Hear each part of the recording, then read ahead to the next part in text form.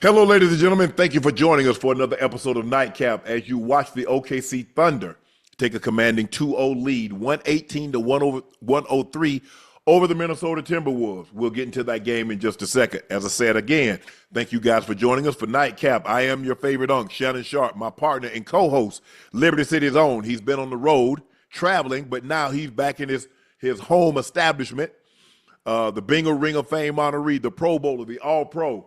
That's Chad Ochocinco Johnson. And we have a very special guest out of Georgetown University. He's a two-time All-Star, All-Defensive Player, center of the Indiana Pacers, Roy Hibbert. Roy, how you doing, bro? I'm happy to be here. Thanks for having me, and been a big fan of both you guys. Thank you, bro. Thanks for joining us. Please make sure you hit that subscribe button. Please make sure you hit the like button and go subscribe to the Nightcap podcast feed wherever you get your podcast from. We thank you for your support. We thank you for your continued support because without you, there can be no Unk and Ocho. So we greatly appreciate your support in all things Nightcap and everything that Shay Media has done thus far. Make sure you check out Shea by Laportier. We do have it in stock. Now, if you can't find it in a city or a state near you, order it online. We'll ship it directly to your door. It's a very special premium VSOP cognac, the best tasting VSOP on the market. Please drink responsibly and stay safe. Go follow my media company page on all of its platforms, Shay Media, and my clothing company, 84, with 84 being spelled out. The link is pinned in the chat. Supplies are limited, and once they're gone, they're gone. So please grab yours while supplies last. The Timberwolves, just got beat by the Thunder. Ash wrote that backwards. But anyway, 118 to 103. Shai was sensational again tonight. 38 points on 12 of 21 shooting. 1 or 2 from the three-point line. He's aggressive as always, 13 of 15 from the free throw line. But he got great help from Jalen Williams, 12 of 20, 26 big points. Chet Holmgren, 22 big points. Jalen Williams also chipped in. He was their leading rebounder. He had 10 rebounds. Count them up, 10 rebounds. Minnesota, Ant was very inefficient. He did have 32 points, Ocho and Roy, but took him 26 shots to get it. 1 of 9 from the three-point line. Remember the other night, I think he was 1 for 7 from the three-point line. And Julius just didn't have it tonight. This is by far his worst game in the postseason thus far. 2 of 11 from the floor, 0 of 3 from the three-point line, only 6 points. And that's not good enough to get it done. I thought the bench played extremely well, gave him 35 big points tonight, Ocho. But it was the starters that let him down. Mike Conley, 3 points. Rudy Gobert. Now all of a sudden he don't look like Wilt Chamberlain. He doesn't look like Shaquille O'Neal when he got competent centers out there against him. And Julius again said he only had 6 points. Roy, I'm going to start with you. I watched this game, Ocho, extremely, extremely close because I wanted to see something. I'm not sure Minnesota can get more than a game if they can get that. Because the game will be close, Ocho, and the next thing you know, they'll dart off and they'll be up by 15. They whittle it back down to 6, and then they take off again and they'll be up by 14. Watching this game, I'm convinced they can't win this series. But I'm not sure they can get more than a game, if that. Roy, watching this game, what is it that's been so impressive? And they've been impressive all year, so I guess we shouldn't really be surprised by the Thunder. 68 wins in the regular season. The MVP, they got a defensive player of the year, all defensive player in Lou Dort. What is it that OKC is doing to make it seem like Minnesota doesn't really belong on the court with them? Well, to me, to be honest with you, it's like the defense. Around the three-point line, as soon as Anthony Edwards crosses the three-point line, there's bodies around him. So, like, the open space, the drives to be able to, like, get to the basket and have the explosion and dunk at the rim, those opportunities definitely are not there. And then the second thing for me is obviously just the guys like Caruso. I mean, you guys played sports, and as much as the superstars play well, they need like the ancillary players, the role players to play well. Wallace, Dort, Jalen Williams, he's an all-star. But on the defensive end, they were hunting out and playing the passing lanes, looking for tips and deflections. You know, it only says they have 9 steals here, but I feel like they should have at least a lot more on the stat sheet because any pass over the top, to get to Julius Randle. Dort would sniff it out, and then it would lead to a transition bucket. Or Jalen Williams, he'd be up in the defense, getting deflections, getting tips. I think he should have way more than, I think, 2 steals that he has on the night. But he was getting out, leading the offense through their defense. He was, and I think the thing is that you're right. They're loading up. They're not letting Anthony Edwards slither through those creases, get to the basket, Ocho, where he can get the and ones. He got a couple tonight, but they're doing a great job of loading up on him, and they've got very active hands. You see, every time Rudy Gobert get off his rebound, they slap it out, they get it going the other way. And when you turn the ball over against a team that have great wing players, that means they're in transition before you know it, because they're taking the ball away at the top of the key, the three-point line. So they don't got very far to go. It's not one outlet laying up at the other end. Yeah. Ocho, you picked Minnesota. Yeah, man. What's been the most disappointing thing? Because they've been very disappointing. These games really haven't been close. What's been the most disappointing thing when you're watching Minnesota that you're like, damn, this ain't the team that beat the Lakers 4-1. This is not the team that beat the Warriors and made it and did it convincingly. What is it that's been most disappointing watching the T-Wolves play? Hey, honestly, just to tell you the truth, inconsistency. One game, Julius Randle, he goes off, he goes crazy. Then we have another game where Anthony Edwards, he's been efficient he's been inefficient in both games. He's putting up points, but he's taking a lot of shots to get those points. Yep. He's not very efficient from the field in these past 2 games. His help, he's not getting much help collectively from the starters as well. The benches is doing okay, but the starters need to contribute a little bit more often, as opposed to offset what Chet and Jalen Williams and Shai are doing out there. Outside of that, I mean, Anthony Edwards is being aggressive as he can. But defensively, they're smothering them. They're contesting every shot, and they're making it very difficult for Anthony Edwards to get to the hole and get the points that he is getting. After these past 2 games, and looking at it, I'm kind of nervous for making my pick for picking the Wolves. I thought they would have played much better. SGA showing why he is the MVP, being very efficient from the field and getting everyone else involved as well. And collectively as a team, defensively, I mean, they're doing what they've done all season long. They've won 68 games for a reason in season, and to see the Wolves down 2-0, I'm kind of shocked. I shouldn't be shocked, but I kind of am, thinking that the Wolves will play a little better, especially after winning the previous series 4-1. And I'm kind of sad a little bit. Yeah, I think the thing is for me is that they're doing a great job of turning Minnesota over, and they're doing a great job of taking care of the basketball. They forced 14 turnovers, turned those into points. They only had 6 turnovers. And the difference is that this is a team, and like we talk about this all the time, you look at their wing guys, they're loaded with wing defenders. They got 6 quality guys on a give. Forget the starters. When they come in with their role players, they come in with Caruso. They come in with Wallace. They come in with Isaiah Joe. They come in with Wiggins.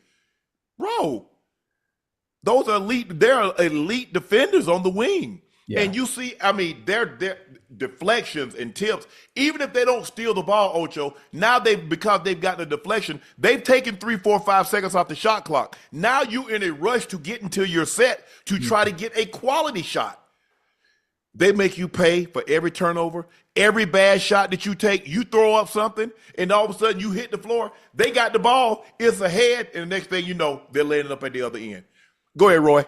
Hey, I want to say, in terms of the Timberwolves, Anthony Edwards didn't do it too much this game, but from the last, like 3 or 4 games, I feel like at the beginning of the game, when he gets to the basket, before he even feels the contact, he's like screaming, looking for the refs to bail him out. Yeah. And he misses those chippies around the rim. I've seen him go body to body and just like dunk on people. I know that's not always like how it goes, but he has that finesse Euro step and everything like that. And the next thing I will say is, like, I'm a little bit harder on big guys. And I think something that you said earlier on about Gobert playing against competent bigs. When I look at Isaiah Hartenstein and his good connection with Chet, man, that left-handed push floater is elite around around the middle of the zone and around that baseline. And then the fact that he can have that little hot push shot, and then also have that high-low lobs to Chet is great. But those bigs, are doing well. I need to see Gobert make better decisions when he's like rolling to the basket, when he catches the ball, when he does dribble, because, obviously he's not a great offensive threat, but he needs to give you a little bit something more than just dump off passes or just tip backs. He needs to have good, ball possession and make good decisions or good crisp passes, hit people on the numbers.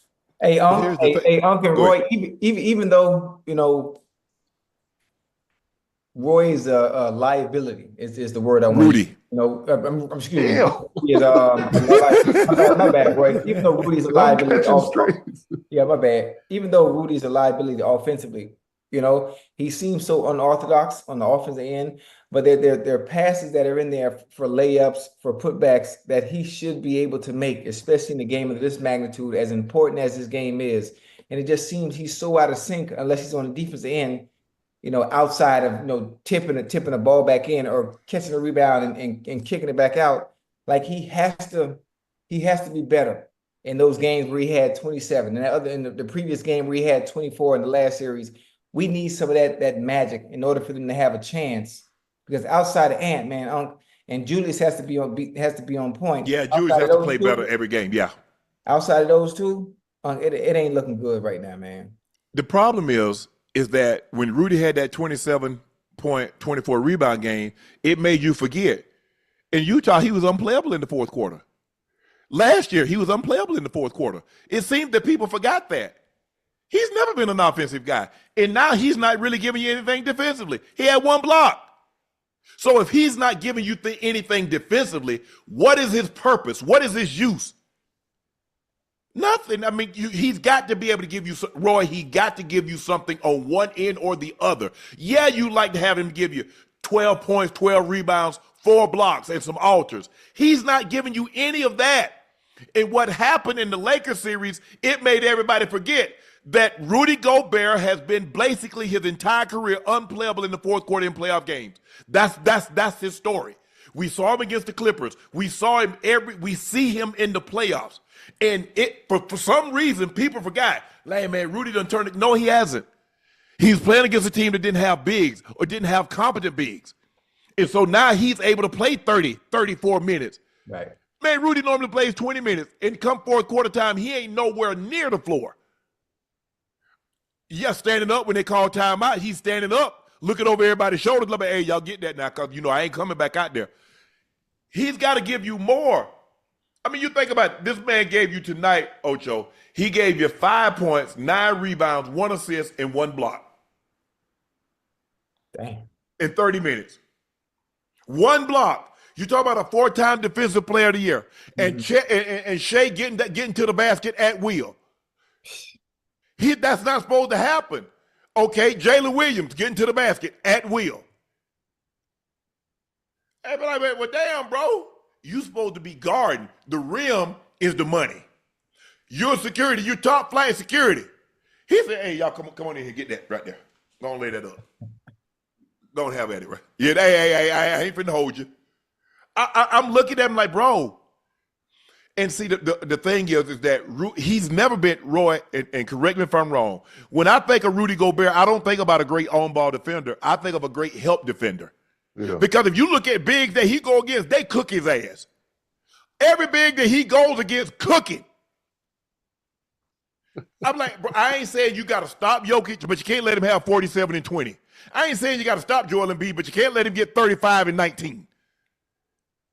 Every big. Now, when he goes against somebody, now he going against a Rui, or he got to play against LeBron. He got to play against, Vanderbilt. Oh, he just eating. I'm like, damn, look at Will Chamberlain. Now look at this right here. Again, they're going to have, and he's their biggest player. So, and unless you come in with Naz Reid, and Naz is really not a back to the basket. He's not a low post. He prefers to be like a stretch 5 on the wing. That's where he likes to play. Occasionally, if you get a mismatch, he'll go. He did a lot more driving of the basketball, a lot more playing with his back to the basket because he had a mismatch. But if they don't get anything out of Rudy Gobert, something, offensively or defensively, Julius Randle can't give you 6. He needs to give you, if Ant-Man gave you 32, he need to give me 24 to 28. At That's the least. only way they're going to have a chance. When you got Shai got 38, you got Jalen Williams got 26, and Chet got 22, that's the only way you're going to have a chance. I don't believe they can win this series, Roy, but it's hard at watching this game. Really, really like watching it and watching what they do. It's just hard for me to see them winning a game. Hey, hey, Roy and Unc, man, that goddamn SGA, man. I knew he was nice. You know, I knew he was nice, but man, he breaking the Wolves spirit out there, man. Defensively. They have no answer for him. Man, he get to his spots, he's drawing fouls, he's freezing the defense, is hezzy. He put that elbow on him. Hey, that forearm, He creates some space. Listen, he create that space with that shoulder like Carmelo a little bit. He create those spaces. Man, I'm like, his toolbox is crazy. He got a crazy toolbox. And ISO Joe talk about the midi being somewhat non-existent in most of the players. Man, his mid-range game is crazy, huh? His midi is crazy. Them easy points. His midi, he get about 11, 12 points just off mid-range alone, outside of threes and driving. Because he works on it. Everybody else want to be at the basket or they want to shoot the three. Nobody really works on the midi. Look at the guys that really work at the midi. Yeah. Look at Kawhi. Nice. Mm-hmm. Look at Shai. Nice. Yeah. Look at guys that really work at the mid-range. You got to really work at it. Just like you put time in it, shooting those threes, put time in it working on the threes. Roy, you had a point you wanted to make. Go ahead. No, I mean, everything Ocho said was exactly right. But to me, also, like the mental side of the game, too, seeing the guys get frustrated and just push Shai to the ground and get assessed a technical. Yeah, get your ass creeping down into their minds, you know? And that to me is like another thing, like you're just wearing them down. I think the Timberwolves will get a game at their home, but I agree with you. I find it hard to believe that they can win this series. Now, you know, with Gobert not being able to play to the level that he has in the past defensively, I would think they would go small with Nas or with Julius. And the fact that they haven't been playing that well, I don't know where they go from here for the next game. I look at my Pacers last night. You know, Miles Turner, who I love, who actually, you know, they drafted to get my ass up out of there. Totally respect him and everything. He actually, you know, I feel like he was selfless. He didn't like have a great game, but like he wasn't in the game a majority in the third and the fourth quarter. And you know what? The Celtics, but the Pacers went small with Toppin and Mathurin at the 4 and the 5 for a little bit, and Pascal. So I feel like the Timberwolves don't have a reliable 4-5 that can come in and take Rudy's spot that can give you some good minutes like my Pacers did last night. Well, and they played TB. Thomas Bryant came in and gave him some quality minutes last night also. And I think that's what you have to have. It's kind of hard because, you know, if you go small and you're talking about your Pacers, you go small against the Pacers and they mess around and go all of a sudden they go Cat and they go Mitchell Robinson. Now you in a world of hurt. Yeah. Because now they about to play. They just about to get paid tap and rebound and kick out. Even if they take out Cat, they go Mitchell Robinson. If you take it's hard because all he's doing is looking for lobs and to get rebound, give you extra chance. The Knicks are a big team because you go Cat, you go OG, you got Mikal Bridges who's 6'7". They got some athletic guys. So if you go small, relatively small, if you say, you know what, we're gonna start Nas, then where you going? You gonna play Jaden McDaniels at the 5 spot because he's your next tallest guy. Yeah.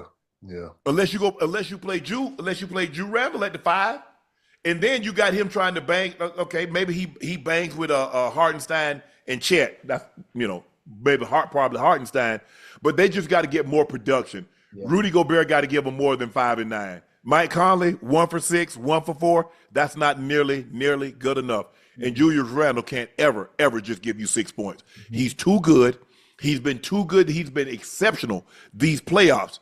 But like you said, Ocho, Shai tonight, 5 straight games of at least 30 points. He had 38 with 3 steals, 31 points, 5 rebounds, 9 assists, 35 points, 4 assists, 3 steals, 32, 3 and 6, 31, 6 and 7. First player in franchise history with 5 consecutive 30-point playoff games. Tonight, he made more free throws, 13, than the Wolves starters, 12.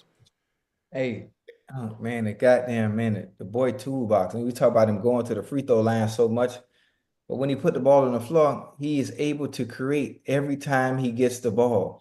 Every time he gets the ball. I'm trying to understand how it's so easy for him to get ISOs or to have people pick, and it's so goddamn difficult for Anthony Edwards to ISO. There's very Because little creation when Ant has the ball. because You're you got not telling think me, huh? Go go ahead. ahead, go ahead, Ocho. Go ahead. I'm gonna let you I'm finish your just point. Go saying, ahead. you're not telling me when it comes to when he, oh my goodness, when SGA gets the ball on, it just seems every time, not every so often, every time he's able to get ISO, he's able to create separation. If he can't get the ISO, he's able to get it off the pick in the roll. He gets to his spot. He's so fucking efficient from the goddamn field. It seemed like everything is working for him. Then on the opposite side, I'm like, well, goddamn, why is it so difficult for Ant not only to get ISOs? When he can't get ISO, then he has very little creation because defensively, they so goddamn long and lengthy. It's goddamn hard just to get a goddamn shot off. Well, the Thunder are loading up. And you see the difference is that they got wing defenders. They switch 1 through 5. Where Rudy gonna go? He can't make no threes. So I'm not worried about it. He's not an offensive wet. So they say, look, now one or two things, you either gonna have to blitz him or trap him and make him give the ball up. Because if you let him play they're letting him play too much one-on-one right now. If you let him play one-on-one, he's gonna get his at 30 plus 30, he averaged 32 points, and you shoot an efficient. Now he's back into 50%. You're not beating him. You let him get his numbers, and you let him be efficient while he's getting his numbers. Ocho, you're not beating this team. J-Dub tonight, 26, 10, and 5. His first ever 25, 10, 5 game.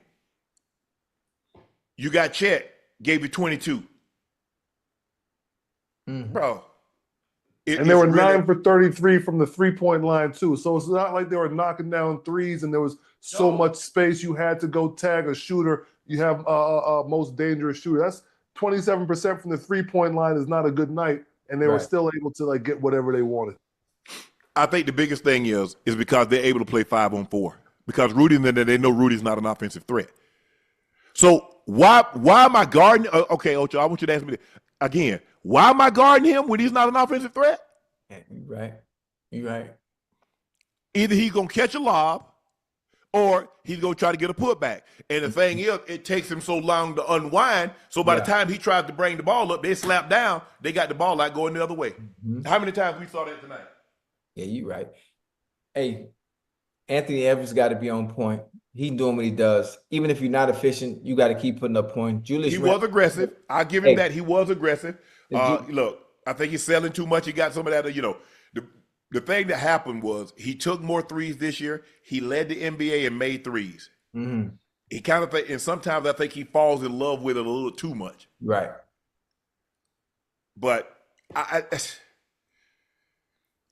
some point in time, we just got to come to the realization that the Thunder has been the best team in the West, and hoping and wishing and somebody, they do this. Shai is on damn near every night. And I can see, like, he's going to get to the foul line. Yeah. He's getting to the foul line. They shot 24 free throws. He had 15 attempts. He's doing. That's what we want. That's what we want to see, Ocho. Okay, how did you get there? At least Shai is like, you know what? I'm the MVP. Let me show you why I'm the MVP. I was efficient, shot almost 52% from the floor. I led the league in scoring. And it seems like every night that he plays, he's in the 30s. Sometimes they're not always the most efficient. Right. But he's putting pressure on your defense. He can also pass the ball where he had 8 assists tonight. And guys knocked down shots. Jalen Williams knocked down shots. Chet knocked down shots. They shot 50% from the floor. But I don't think you can beat them. If you shoot 41% from the floor, 28% from the 3, and you turn the ball over 14 times against this team, you're going to get to what you got. Every time. A double-digit loss. Mm-hmm. You'll get double-digit loss. Ain't no way around it, Ocho. I wish I could give you some better news for your team, but I can't. We get some better play from that bench. We got to have Conley. Conley got to show up, man. DiVincenzo, he got to show up and do what he does. Hit some of those threes, creating some separation and doing what he needs to do. and just you just continue to be aggressive. Julius Randle continue to be aggressive and hope your supporting cast shows up. And it's an uphill battle from this point now. Yeah. Uphill battle. Look, You might well throw everything in the kitchen sink at him. the bench didn't play bad. They got 3 guys. They only played 3 guys tonight, and they gave him 35 points off the bench.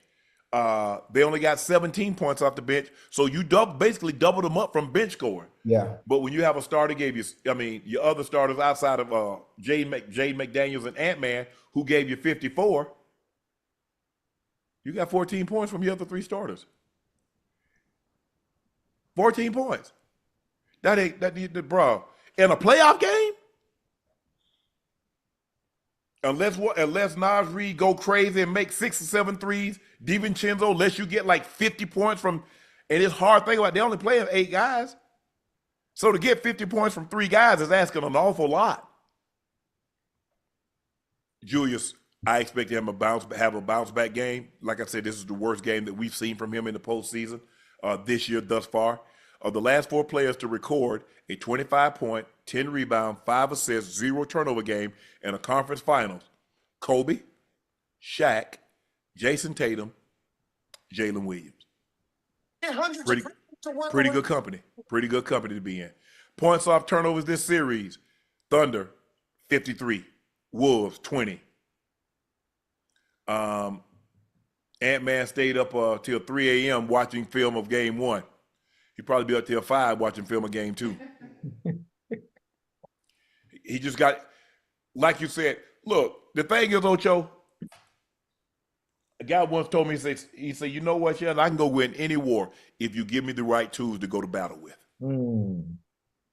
Ant-Man going to war, I'm not so sure he got the tools around him right now that's ready to go to battle with him. They said he ain't going out there to battle, and he alone right now. Julius is going to have to be better. I expect him to be better. But Mike Conley can't give us 3. He can't.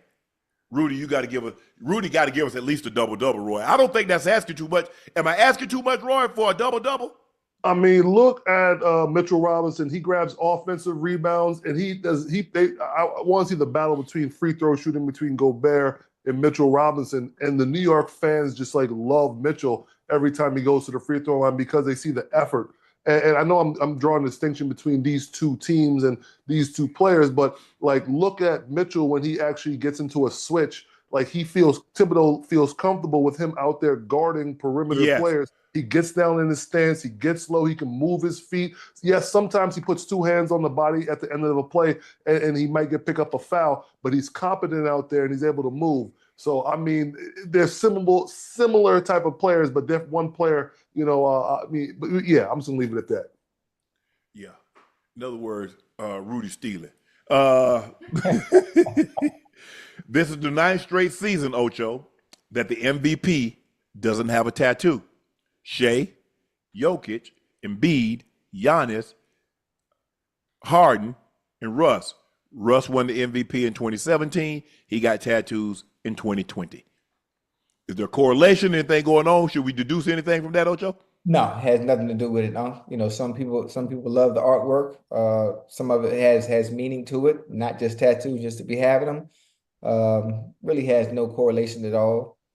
Outside of that, I agree. I mean, some people love that. They say tattoos are addictive. They say once you get one, you're gonna want 2, 3, 4, 5, 6, 7. Yeah, that's what I hear. Everybody that I don't know if I've seen someone, Ocho, with just one tattoo. Normally, you have multiples. Yeah. I mean, I have 44 myself.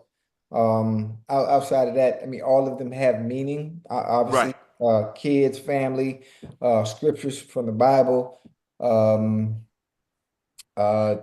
you might should have had those things wrote in white ink so I could read them. Huh? Oh, you can see him. You can see him. I mean, this you calling me black? I'm not that dark. I'm not that dark, especially right now with the light. You can see. I mean, it's like taking a Sharpie writing on a piece of charcoal. Now you can see him. You can see him clear. It's just. I mean. I don't see him clear. You don't have no tattoos? I don't. You scared of needles? No. So why you don't get none? Man, I'm 57 now. I think it's a bit late now, Ocho. You should have got me when I was 17. Man, it don't matter how old you are. If you want tattoos, you get them. Hey, you can get you a big back piece. You get you a big back piece, they can put you to sleep so you don't got to feel the pain. When I go to sleep, I'm trying to go to sleep. And when I wake up, I want to be in the morning. I ain't going to sleep for no damn tattoo. I know, And but wake up at 3 o'clock in the afternoon. That ain't happening. well, they can listen, you can time it to where you get put to sleep at 7, 9 o'clock. I know you go to bed early because you're old. So you let me get this man. So my first tattoo, you wanted to be a back piece. I'm talking about the whole thing, like everything.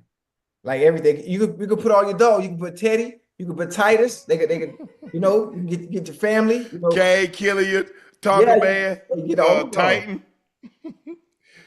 Taz, Tarzan. Yeah. No. Yeah. No, I wanted a tattoo. I wanted a tattoo when I was in high school. Okay. And my mom told me no. She said, when you graduate, you can get one. Right. Hell, I graduated. I ain't want it. I wanted it when I was a junior. Okay. Because all my homeboy, everybody was getting them. I'm like, yeah, I'm going to get me a tattoo. No, I ain't want a tattoo. I wanted my ears pierced. That's what I wanted, Ocho. Ears pierced. I ain't really never wanted no tattoo. Right. I only thought about it once. I thought about getting my grandmother's name across my chest, but I know how adamant she was about doing. Say, son, boy, don't mark up your body. Yes, ma'am. Roy, you got any tattoos? No tattoos, man. I'm like, my mom ran a strict household, man. They're from the Caribbean. She's from Trinidad.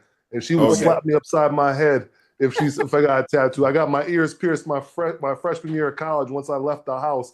And she was so mad, but I said nah. Okay. I want to mess with mom. No facial hair, no earrings, no tattoos, Ocho. I gotta keep this right here. I gotta keep this patch though. I gotta keep the patch. Right. Soul patch. Hey, I gotta keep the soul patch. Yeah, I think you should turn over a new leaf, huh? You might as well. You might At 57? Try something different. I'm about to be 57 in a month. Hey, you try something different. And plus my skin, Ocho, as you start to get older, your skin gets thinner. You lose some of the elasticity. It doesn't hold as much water as it once did, and it tears easy.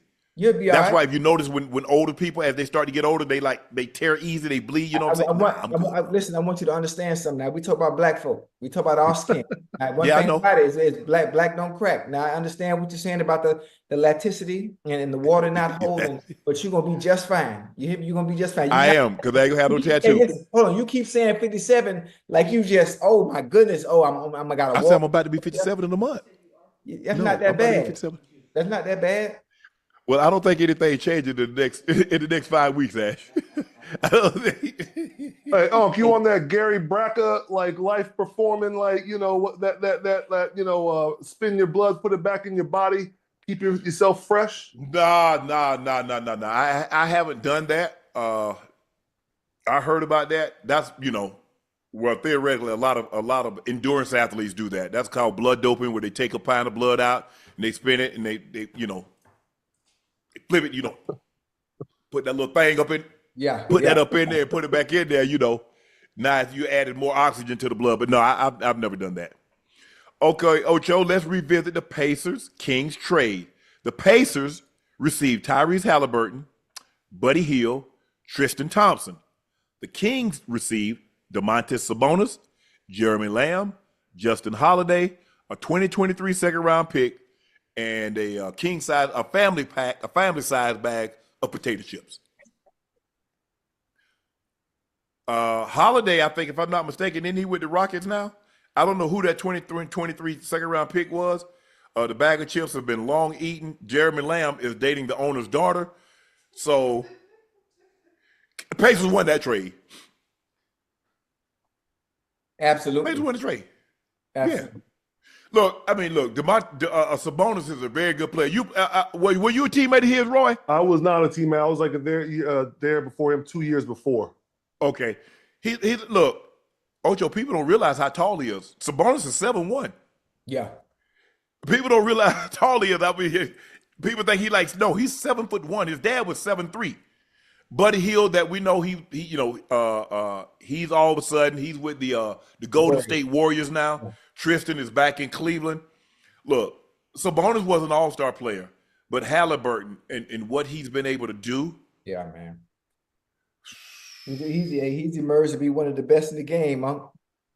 One of the best. He does a great job of distributing the basketball, Ocho, and he's not a high turnover guy. He's a prototype. I love him when he's aggressive. Roy, when Reese is aggressive, Because sometimes I think he's settled. Sometimes I think he's trying to get people involved. You know, he's a prototypical old school Magic Johnson, Stockton, Jason Kidd type of a point guard. He's really not looking to score. But when he's looking to score and put pressure on the defense, man. Hey, can I say something about last night? And Yes. I just want you to think about this. Yes. Boy, he had an opportunity to tie the game towards the end with the clock running down. He said, I'm finna dribble behind the arc like a kid at an AAU basketball game, and I'm gonna heave a shot up in the bounce. Yeah. If everybody should have played the lotto last night if you're a Pacers fan. Because luck was running through everybody's veins, including Brother Haliburton. Yeah. That's insane. But normally, Roy, isn't the rule of thumb, you go for the win on the road, you go for the tie at home? I say that. Go for the win. You have nothing to lose. You're going to go back home to Indiana at some point and, play 2 games at home. So you would want to, go for the win and split the first 2 games. But I say the pace at which the Pacers play allows them to have the freedom and the fact that they, like you said, don't turn the ball over as well. That's icing on the cake. And then they spread the floor out so well. I feel like the only real post presence really is Pascal Siakam. Miles Turner can pick and pop. That allows Haliburton to get to the paint. But it's like a real good cohesive group. It was a perfect storm, though, too. I think Brunson getting those fouls in the middle of the third quarter when Nembhard and TJ McConnell, again, those role players that are attacking him at all points, they don't allow him to take possessions off. They try to get him in the pick and roll to switch, or they try to push it in one-on-one in transition and get right to the hole and see if he's going to either try to contest and potentially foul or give up the layup. It was a perfect storm for the Pacers last night. Yeah, and the thing is, they play with such pace, as you mentioned. And so now, knowing that Tibbs only want to play like 7 guys. Yeah. And he wants to play them 44 minutes. Playing 44 minutes at the pace in which the Pacers play, you're asking an awful lot. Yeah. And you're right, Roy. When they keep attacking, it's like, look, we're not going to let him rest. TJ, don't you let him rest. Hallie, we know you're not going to let him rest. Nembhard, don't let him rest. Nesmith, don't let him rest. Mathburn, don't let him rest. If he's on you, attack him. Yeah. We know what he is offensively. So we want to attack him when he's on the defensive end to try to take some of that bite out of those legs. Yeah, he also had those 7 turnovers too, so it's wearing on him. And I feel like, Tibbs, like you said, is known for playing a very short lineup. If this thing gets to a game 7, I don't know if those all 4 of those Villanova Knicks are going to be able to be available to play come if there is a game 7. So where would you I'm rank not this wishing trade, injuries Ocho? on anybody. I hope everybody stays healthy. But it's just history has shown that Tibbs teams kind of the players kind of fall off a little bit because I feel like they was worn out. Look, Domantas Sabonis, because basically it's Sabonis and Haliburton. Tyrese has been an all-star for a couple of years. Sabonis has been an all-star for a couple of years. Haliburton won a gold medal. I think Sabonis was on the Lithuanian team. They didn't win any medals. But this trade is not worse than the Clippers getting Paul George and giving up Shea and Gallinari and 5 first-round picks and 2 pick swaps. That's a worse trade than this one. Everybody probably thinking the Luka trade because it's so fresh in your mind and it just happened. But the Kings can't feel bad because the Kings did have De'Aaron Fox. De'Aaron Fox was an all-star. So they've had an adequate replacement. It's just that Hallie's had his team twice in the Eastern Conference Finals, back-to-back years. So I like Reese. Charles Barkley wants John Haliburton to be unbanned. He paid his dues. It shouldn't be indefinite. He's been punished enough. He would never do anything that stupid again. Roy, should John Haliburton be permanently banned? No. I think it's just I think it should have been like a 1 game and then just move on to the next news cycle. I don't think people need to make this a big thing. I hope he's not banned. I don't know. The Pacers are flying me out. I'm getting flown out by the Pacers for game 3. I'm going to be there with my son. So hopefully I get to shake his hand, we'll take a picture and everything like that. I'll report back to you, all right? I appreciate that. I agree. I agree, Ocho. I'm anxious to hear what you say on that. But I think, look, he made a mistake. He got caught up in emotion. And sometimes when emotion is high, logic is low. And, you know, he ran on the court. Obviously, that's a no-no. He ran on the court. And, you know, I think what the NBA was concerned about, it wasn't so much him on the court, is what he did when he got on the court. Yeah. He went up into a player's face. Now, you know how players are, Roy, when we lose. We're not the easy losses, and that's kind of how we became what we became, because losing was not okay with us. That's what kind of shaped, molded us to become the players we became. A lot of times, you run up on the wrong player. No, let me take that back. You run up on the right player at the wrong time, Kermit Washington. and my bag won't help you. Kermit Washington. Giannis showed a lot of restraint because sometimes, Ocho, people would have been, man, this is my opportunity. Get me hey, let me hit that with LeGarrette Blount. Remember LeGarrette Blount, Boise State? They lost to Oregon. Guy ran on the field. No, Oregon lost to Boise State. And the guy ran on the field, ran up in LeGarrette Blount's face. Caca. So you just have to be careful. I understand the NBA is erring on the side of caution, but yeah, let him come on back. I think he paid his due. I think he learned his lesson. I think, and Hallie said it best. Hallie said, "You know what, man? I talked to my pops. He knows he can't do that, but it should not be for perpetuity." He missed the 2 games. He missed the 2 home games that he had. Let him come on back for game 3. And hey, if they make the finals, I'm coming in there with a disguise. You know, I'm gonna come in there with a beard. I'm gonna have me a beard. Yeah. I'm coming there with a disguise. I'm gonna see my son play in the NBA finals. Yeah, absolutely. You have no choice. You ain't got no choice. I think the ban is a little too excessive. You know, pops got to understand. You can celebrate. You can have fun. You definitely can't go on the court. You can't go on the court, and you can't go in a player's face. I thought maybe there was a relationship, or they might have known each other, which is why he was able to do it, because most of the time parents don't feel comfortable, especially after a win, celebrating in another player's face. So I thought there was some type of relationship between Gobert and not Gobert, between Giannis, Pops, and Hallie. No, Hallie's Pops and Giannis. Giannis. That's so. Obviously it must not have been. So most of the time, no, it wasn't comfortable going in players' faces like that. But hey, they got to lift that ban. They can't do him like that. And he had a towel with his son's face on it. Like, you like this? Yeah. You like this? You like this? Yeah, but I agree. I think we're in a unison here. Is that, look, I think he's paid his dues. He's missed 2 games. I think now let him come on back, give him a stern warning, Mr. Haliburton, that can't happen again.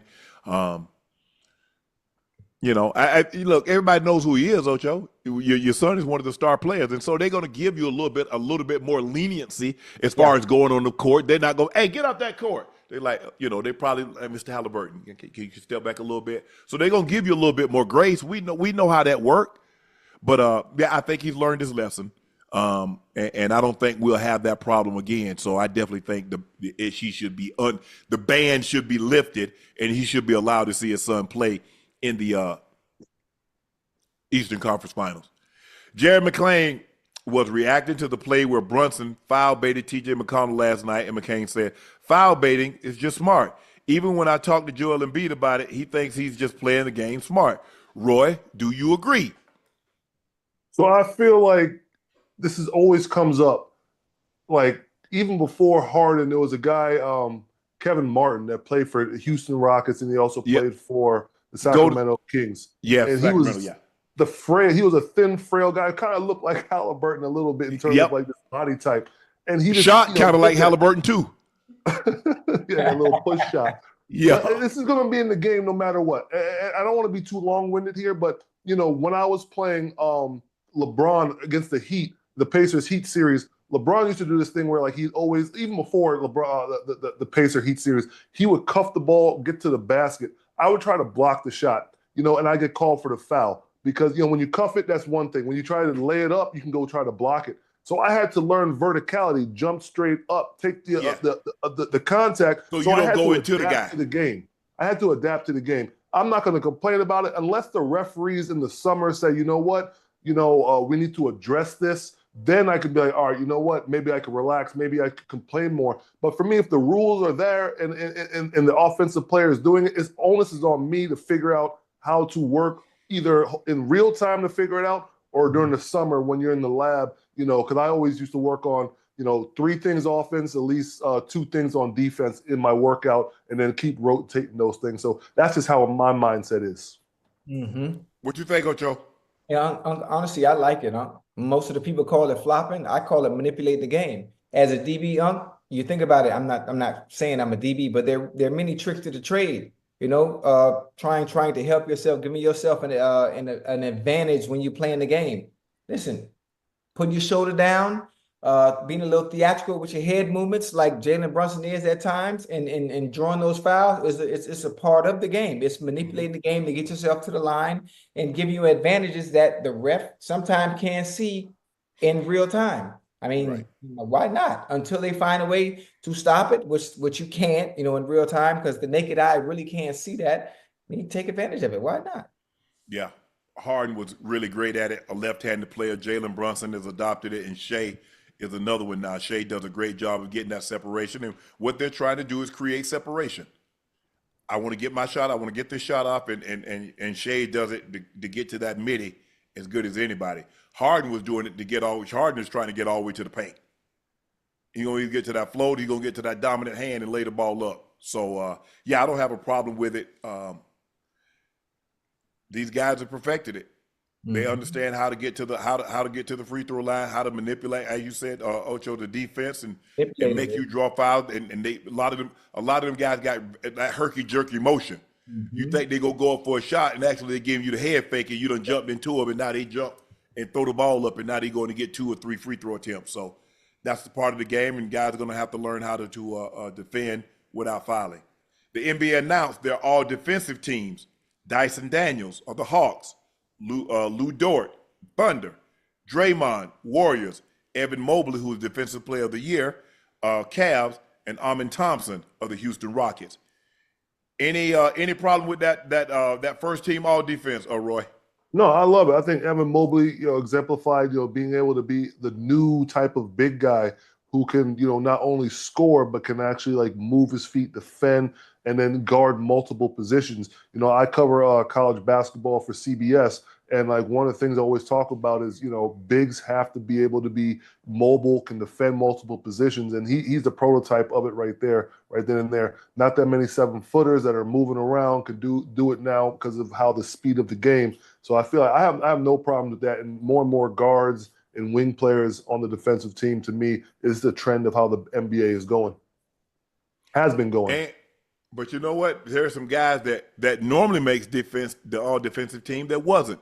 OG Anunoby was not there. Giannis wasn't there. Bam wasn't there. Yeah. Derek White wasn't there. Holiday wasn't there. Do you think anybody was snubbed that should have been on? I'm surprised Giannis wasn't on, because Giannis has normally been on. Yeah. Bam is thought of as one of the better defending centers. He switched, can guard 1 through 5.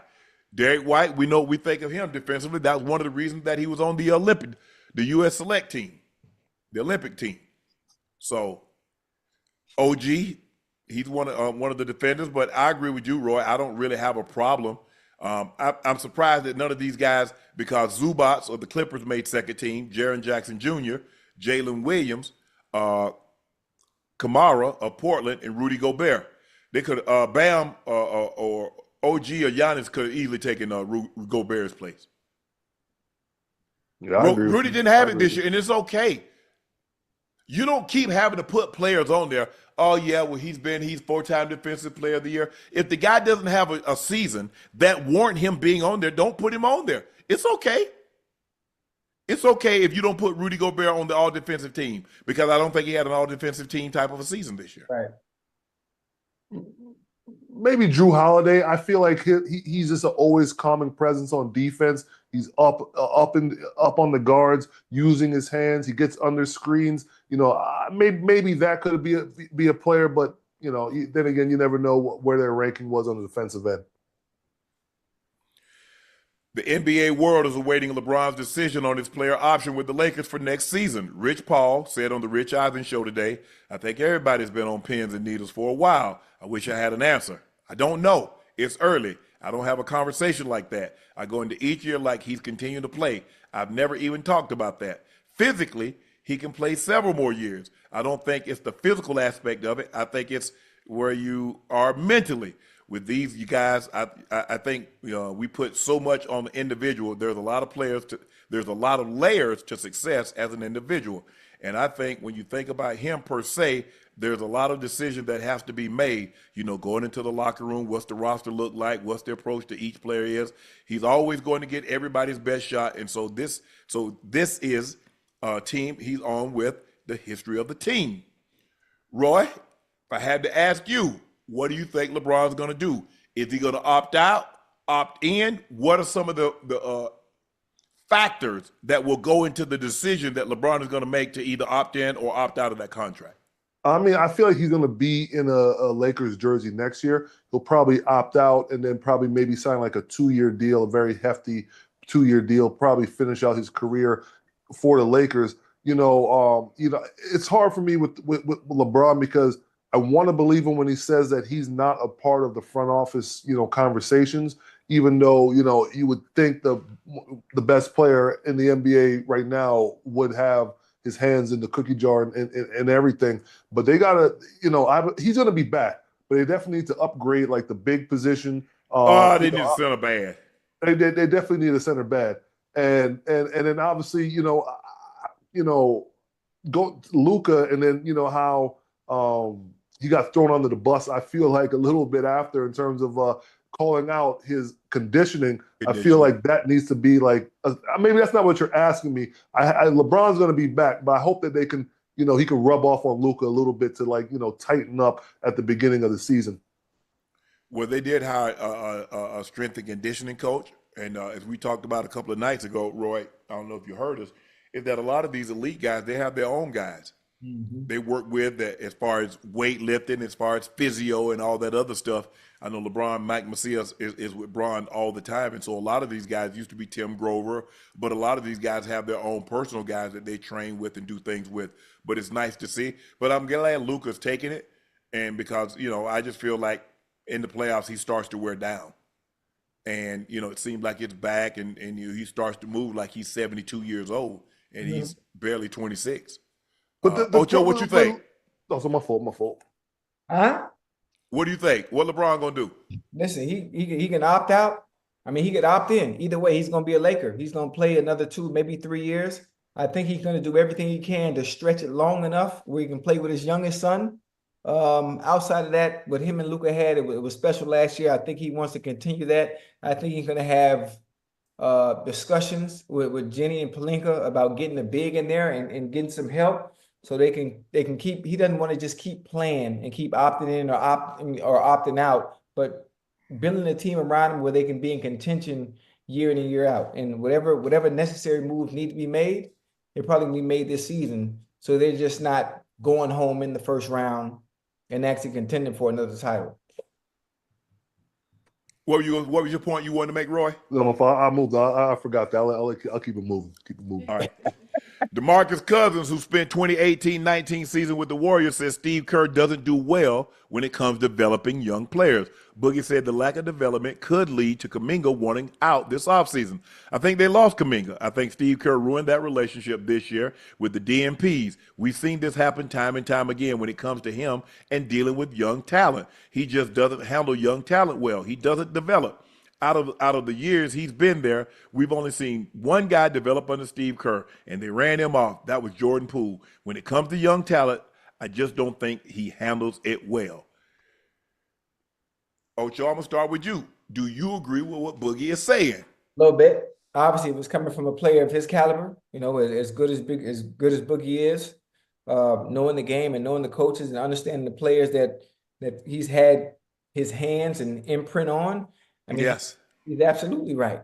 And there's an example of one that we've talked about this year, over and over and over. Yeah, Kuminga. Yeah, it makes no sense what he did. It makes no sense. And then when Kuminga does get the opportunity to play, look at the type of goddamn games he's having. He balls out. He This does. is who you had on the bench for whatever reason it may have been. Come on, man. Unexplainable. Unexplainable. Hey, I don't get it. Roy? You know, it makes me think about the there has to be, you guys know, there has to be synergy within an organization, you know, and I know Mike Dunleavy, he took over. We played together. I was a rookie when he was in Indiana, and you know, there doesn't seem to be a synergy between like who he's paying and who he's bringing in, and you know who the coach is playing. I think about Mike Malone in the situation with the Denver Nuggets. You know, Calvin Booth, I believe, was the GM or president, and he's drafting certain players and bringing them in, and he wants them to develop them. But but Coach Malone was playing the older guys and the guys that he can rely on. So for me, and then and the organization ended up getting rid of both of them. So for me, there has to be a synergy there. And at some point, you know, once, you know, I'm not sure if he, at some point, is he going to be the Golden State Warriors coach for forever? Maybe there might be a timeline where he may want to be like, hey, you know what? Maybe when Steph is done, I walk away. And he's just going to go with the players that he knows as well. But if there's not a synergy between the front office and the players, if the front office is bringing in players that they need to develop and he's not playing, there's going to be an issue there. And if you're not winning, it's going to exacerbate the issue, you know, the next year and the next summer, because people are going to be unhappy. And you need to build for the future. Steph and those guys are getting older and older and older, and Father Time is undefeated. But you know, the problem that they're having is, Roy and Ocho, is that most teams, when you're trying to compete for a title, you're not relying on young players. You're going with your core guys. Yeah. Now, see, you look at OKC. You see how OKC did it, Ocho? They got rid of all the old guys and said, you know what, we're going to take these lumps right now, but we're going to build this thing together. We're not in, we're under no illusion that we're going to compete for a title. But when we compete for a title, we're going to be able to compete for years and years to come, because all these guys would have grown up together. You see, the problem is you got Steph, you have Clay, you had Draymond, you had Loon, you had veteran guys, Ayyy, before he retired. You had veteran guys. Man, I ain't got time for the young guys to be making no mistake, Roy. Because you know, the one thing a coach, Ocho, you know this in football, coaches hate mistakes. And rookies going to make mistakes. That's just the way it works. And it seems like, and you see like Steve ain't got no problem putting no guy on the bench. Hell, he put Jason Tatum on the bench. So you know he ain't got no damn problem putting Kuminga on the bench. Go ahead, Ocho. You gonna say what? Yeah, listen, I was gonna say, you talk about young teams, you know, and allowing a young team to do what they need to do. But those young teams, when you have a young team like OKC, you know, as you use for example, well, hell, you can do that when you got an SGA leading them. Yeah, but I'm saying, but you see what they did. Think about it. Oh, they trade for SGA. They draft Jalen Williams. They drafted a lot of these guys. Yeah. Chet Holmgren. They say, hey, they go out and get a couple of pieces to add veteran, Isaiah Hartenstein. So now they go get Lou Dort. They say, oh, they go get a Caruso. Guys that have played, that know how to play, that plays their role. Because see, the thing is, the problem that Kuminga has, Kuminga is one of them young guys like, bro, I would try to go get 30. Well, in that offense, Steph is supposed to get 30. You're supposed to get like 10, 15. Hold on. So you think that might be one of the reasons why he got on the bench? He said that it's hard to get a flow when you out there with Steph because the offense is run for Steph. Yes. He's looking off Steph. Yeah. He said he's looking off Steph. Yeah, he's looking off Steph. He's like, nah, bro, hey, no, I got this right here. You go into the corner. So Kuminga is one of those that needs his own team. Yes. Just like Poole, I guess, you know, yeah. And that's okay. That's okay. Just understand that you're probably not going to win as much. Jordan Poole, yeah, it's nice to average 20 plus, but we're going to be in the lottery every year. Yeah. So that's the sacrifice that you have to make. And a lot of times guys have to sacrifice their game when you playing with other historically great players. You kind of have to sacrifice. They get, you know, hey, it's like Pop. He get the big piece of chicken. So, okay, you ain't get the breast, Ocho. You get a drumstick. You get a wing. Okay, Right. you get a short thigh. Mm-hmm. But and so that's the thing with Kuminga, I think. I think he's good enough, but if he wants to play there, he's gonna have to understand how to play within that system. That's crazy. Because he needs the ball. See, it's not like KD. KD is efficient. KD didn't need the ball.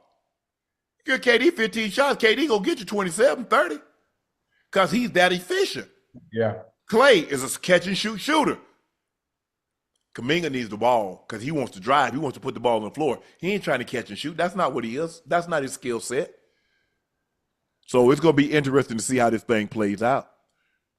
Roy, we're going to get you out of here on this one. You played with a young Nikola Jokic in Denver. Did you know, was there any indication when you saw him in practice and you watched him when he was on the court in the games, did you have any indication he was going to be this? So I'm going to say this real quick. That was my last year in the NBA, I was on 3 teams in 1 year. That's why I knew my ass was done. And I was only in Denver for like a month and a half, so I was like a sabbatical. But I can honestly tell you this. That man, I did not see him lift a weight. I would see him in the locker room, and like his build is not what you expect. And I did not think that he would like go on to be like a 3-time MVP and everything like that. To me, what he's done is incredible. Sometimes I do feel that, towards the end of the series, even as great as he is, he having the ball in his hands a little bit kind of like slows down the offense and not allows other people to get going. I think Jamal Murray could have gotten like 10 plus more shots, but they've won a championship. They know what they're doing. But I did not expect him to be as good as he is. I saw Jamal Murray when he was, I think, a second-year player at that time, and he was still he had all the right tools. So that team, I didn't think they were going to be as good as they were. So tell them where they tell the chat where they can find you at, Roy. Social media, you got a YouTube page. I have a YouTube page, but I started a speaking business. You can check me out at royhibbert.com. If you're looking for a speaker, I'm your guy. A lot of things I talk about is my whole motto is stand tall, start small. I know you guys and athletes can figure out like, hey, you may look the part, but if you don't like put the time in, have the good mindset, and obviously work on your mental, as big as you are, you're not going to be able to succeed on the court, in the field, in the C-suite executive type space unless you put that in. So that's what I'm working on, royhibbert.com, HIBBERT.com, and you can check me out if you like to. You got an IG? You got a Twitter page? Twitter is Roy_meets_world. And then on Instagram, RoyHibbert55. All right. Roy, thanks for stopping by, man. We appreciate your insight on the game, OKC, Minnesota, and all things NBA. Hey, when you get some free time, stop back by and chat with us, bro. Hey, I want to throw this out there for you real quick. What's that? For your Shay, your other channel and everything like that. Okay. I got to set you up. You got to do an interview with my agent, David Falk, MJ's agent. I got to be the link in between or something like that, though, man. I know that you're a LeBron guy, and then David Falk is obviously a big Michael Jordan guy. If that's ever a thing, I would love to be the in between. No strings attached. Just try to, good Absolutely. I content love that. I appreciate that, bro. I got you. All right, Roy. Thank you, man. Enjoy the rest of your evening, and we'll talk soon. Got you. All right. Ocho, let me know what you think about this. Saquon Barkley believes the 2024 Eagles are and should be remembered as a top 5 team of all time. I firmly believe when you look at our team and what we had last year, I think we're a top 5 team of all time. If you really look at the season outside of our first 4 games, it was belt to ass. But you can't look out outside the first 4 games. That's the whole point. We got to take it in its totality. Collectively, yeah, as a group, every single game. Listen, they were good. Maybe the back half of a top 10 team, huh? Yeah. Back half of a top 10 team. They played. If I take out that Super Bowl game, the Patriots are the greatest team all time. If I just take out that Super Bowl, but I can't, Ocho. You can't at all. But listen, Saquon is right in a sense, not top 5. But that damn team was really good, especially on both sides. Yes. Hey, on both sides of the ball at that. Yes. At both sides of the ball. That goddamn DeJean, please hear what I'm saying. Cooper DeJean. Yeah. Cooper DeJean, right? And that Keon Mitchell, to have the rookies, Braun, who came in from New Orleans Saints, to have the rookies step up the way they did and have those that came from other teams, Braun played phenomenal. That Yeah. goddamn that front four, and then I'm not even gonna mention. Jalen Carter. Listen, the cherry on top of the ice cream was them getting Saquon Barkley from the New York Giants and put him over the top. Yes. Put him over the top. And I really honestly think, I don't want to scream dynasty too soon, but what they have, there's a chance they can be back again, Oh yeah, for sure. There's a chance they can be back Injuries again. is a big key, and the thing is, it's hard. So the reason why it's so hard in football, Ocho, because it's one game. Yeah. All it takes is you have one bad game and you going home. Yeah. You going home. So and when you don't play a series sport, which football isn't a series sport, Right. it's a game 7. Every game, the wild card game is a game 7. The divisional round is a game 7. Yeah. Obviously, the championship game is a game 7. The Super Bowl is a game 7. So you're playing potentially 2, 3, 4 game 7s. Yeah, man. And there's really no margin for error because it's not necessarily the best team. It's the team that plays the best that given day. That Sunday, that Saturday, or whenever the case it may be, Ocho, who plays the best that day? But I do think they're good to look. I mean, we go back and we look at some of those 49ers teams of the 80s. We look at the Cowboys of the 90s. Our teams, the Broncos in 2000, in the 90s. The Patriots teams. Bro, the Steelers of the 70s. Yeah. Hell, the Packers of the 60s. That mean, they're like, the 2000 Ravens. Yeah. It's so many teams. Yeah. That were very, very good and very worthy of being top 5, top 10. But for Saquon's sake, because they played so well on the back end on both sides of the ball, I will give them credit. But top 5 is a little. Yeah, I think that's a stretch. Hey, the way they played. Saquon, you had an unbelievable season. The team had an unbelievable season. Congratulations. But I don't know about that top 5. Steelers owner Art Rooney previously said at the start of April that the team would not wait forever on Aaron Rodgers to sign. Rooney said last month Rodgers wants to come to Pittsburgh, but Rodgers has not made any public pronouncement about his intentions. And then today, Rooney was asked again about how long the team is willing to wait for him to make a commitment. A little while longer, I'll say the same thing. The Steelers start OTAs next week, and they run through June 5th. 3-day mandatory minicamp that ends off-season program wraps up June 10th. So to make a long story short, Art Rooney II is willing to wait however long it takes to get Aaron Rodgers. I mean, it's Aaron Rodgers. Obviously, I told you what the leverage is. The leverage is what you did in the past. What he was able to do in the past is why he can have a team organization like the winning Steelers, who had 5, 6 Super Bowl trophies, if I'm not mistaken. 6. Yeah, 6. He has a leverage right now because of what he's accomplished in the past. Not what he did with the Jets. They're not looking at that. They're looking, hoping that we can get somewhat, just a splash of the Aaron Rodgers of old. Because what we have right now is not going to cut it. It's definitely not going to cut it. So we're willing to wait. And that's the leverage that quarterbacks have when they are great in the NFL, especially on the back end of their career. The Aaron Rodgers are old, but the Jets got an old Aaron Rodgers. Still Aaron Rodgers, but they're 2 different players. Yeah. But like you said, I mean, you're in that division. You got Burrow and you got Lamar to deal with. And so in order for you to have a chance to win, you're going to have exemplary quarterback play. Got to. And they feel that he gives them the best opportunity. I heard what they said about Mason Rudolph and anybody else. No disrespect to him, no disrespect to Mason Rudolph.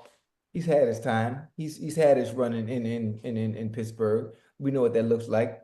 He's a quarterback. A journeyman. He's not Aaron Rodgers. If Mason Rudolph was what the Steelers and Mike Tomlin want us to believe, he would have never went to Tennessee. He'd have still been their quarterback, and they would not have been waiting for an Aaron Rodgers. Yeah. They would have not went and got Justin Fields and Russell Wilson last year. If Mason Rudolph was what they try to believe, we have confidence. Y'all had so much confidence in him, y'all let him go to Tennessee. That's all words. That's all hot air. They have to say those things. They got to say the right thing, especially when the individual is back in the building. You know you don't believe in him. You know you don't. You know he's not to get the job done. Second second string quarterback, third string quarterback, if that. You need Aaron Rodgers, which is why you're waiting, because there's only so many quarterbacks out there you can go get. Yeah, you're not going to get none of them now. Nah, it's a wrap. Yeah. It's What you ain't have, you won't be getting. So you only got one choice. That's Aaron Rodgers. Ocho, Brock Purdy says he's 100% a top 10 quarterback in the NFL. I'm a top 10 quarterback. I'll leave it at that. Purdy is now the 7th highest paid quarterback in the NFL.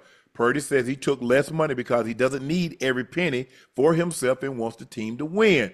Obviously, I want to get a deal what I deserve, also surround myself with guys around me, not just try to take every penny for myself. He signed a 5-year, $265 million with $181 million guaranteed. If you look at your screen, you'll see what he's going to make after taxes, $53 million. Federal income tax is going to take $19,567,892. California is going to take $7,529,000. Federal payroll tax, $1,254,153. California SID tax, $1,686. Total in taxes, Ocho, $28,352,731. He gets to bring home a little less than $25 million. I want to address this top 10, this top 10 quarterbacks. You want to address the top 10? Yeah. Okay. Is Brock Purdy, chat, is Brock Purdy a top 10 quarterback? Is he? Yeah, I mean, you shit. He said it, not me. I want to. But I'm asking you, is he a top 10 quarterback? I want to run through the top quarterbacks before I even answer that question. Who we got? Let's go through our top 5, right? Well, go ahead. I'm gonna let you go ahead and name a fire off. Okay, let's go. Joe Burrow, Lamar Jackson, Josh Allen, Jalen Hurts. Who? Jalen Hurts. Okay, 4. This man done named 4 quarterbacks and not one of them named Mahomes. Jared Goff. Y'all stay with me. Stay with me now. Patrick Mahomes. Jared Goff. Patrick Mahomes. Where am I at 7? 7. You want C.J. Stroud? C.J. Stroud. Jaden Daniels. That's 10. Jordan Love? Oh my goodness. Jordan Love. That's 11. Okay. Matthew Stafford? Hell yeah, I forgot about Gunslinger Stafford. That's 12. That's 12. Come on, who else? I'm missing somebody. Well, that's 12. That's 12 guys right there. Yeah, I mean, listen, I love Brock Purdy. I love what he was able to do. And you didn't mention Dak. Okay. You didn't mention who else? Yeah, you said Jaden Daniels. Yeah. So that's 12 right there. So you got Purdy, huh? Now I'm going to tell you, I love Brock Purdy and Shanahan's system. I love Brock Purdy. I love the way he looks when all the pieces are in place. Debo, Ayyuk, Trent Williams, offensive line is intact, Christian McCaffrey. And I have a question. There's no disrespect to Brock Purdy because he plays extremely well and does what's asked of him in that specific system. Can you take a Brock Purdy and take away all the talent that's around him? Will he still look the same as a Brock Purdy saw with all the elite talent around him? I think the thing is the type of quarterback that can elevate a team. That's the thing. That's the word I want you to use. The type of quarterback that can elevate a team without adequate talent around him. Is he that type of quarterback? Right. I'm asking you. Yeah, that's the word I wanted you to use. I didn't want you to strip all the talent because every quarterback has talent. But I believe there are certain quarterbacks that elevate the talent that they have. That's what made Brady special. Brady could elevate the talent. Now, as he got older, he needed people to help elevate him. Right. That's okay. But he had 18, 19, 20 years of elevating others. So if he wanted to get a little help the last couple of years, by all means, I welcome that. Mm-hmm. Yes, I don't look at Brock Purdy as a multiplier. What I mean by that, I don't believe he can just take ordinary people and make them great, really good, great. Right. I think, can he get the ball there? But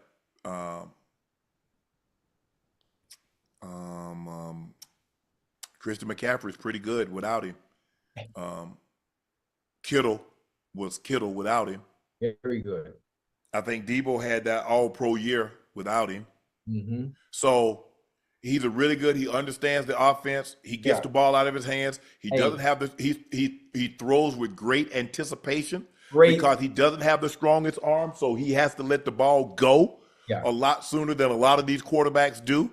And in Kyle's system, it requires you to have a great understanding of that offense. It has you have to have a great recall, process information like this. Yeah.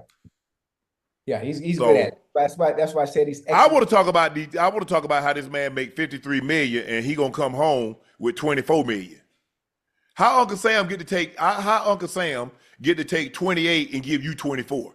But that's the way it works. You know, Uncle No, Sam. I want to give you 24 and I take 28. Boy, Uncle Sam don't work. That's why Uncle Sam, you always notice he always pointing at you. Mm-hmm. And that finger mean When he talk about he wants you, I want my money back. That's what I want. Federal, man, 19 mil. mm-hmm. Well, since they slashed Medicaid, I ain't paying no Medicaid tax no more. I ain't paying that. So stop taking it out by check.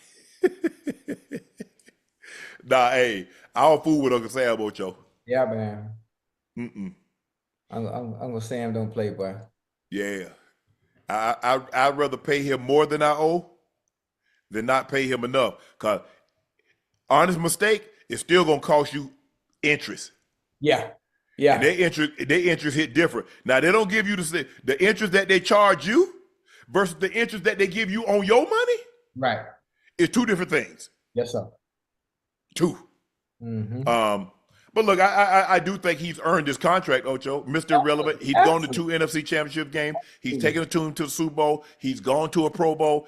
And this is the going rate for a quarterback. Right. A good one. Look, everybody can't listen. Everybody can't be top 5. Even when I was in the league, Ocho, there weren't a whole lot of top 5 quarterbacks. There's your core, there's your elite guys. Then you got guys underneath, but guys gonna, quarterback's going to command a premium. That's just the way it is. Yeah. He plays a premium position.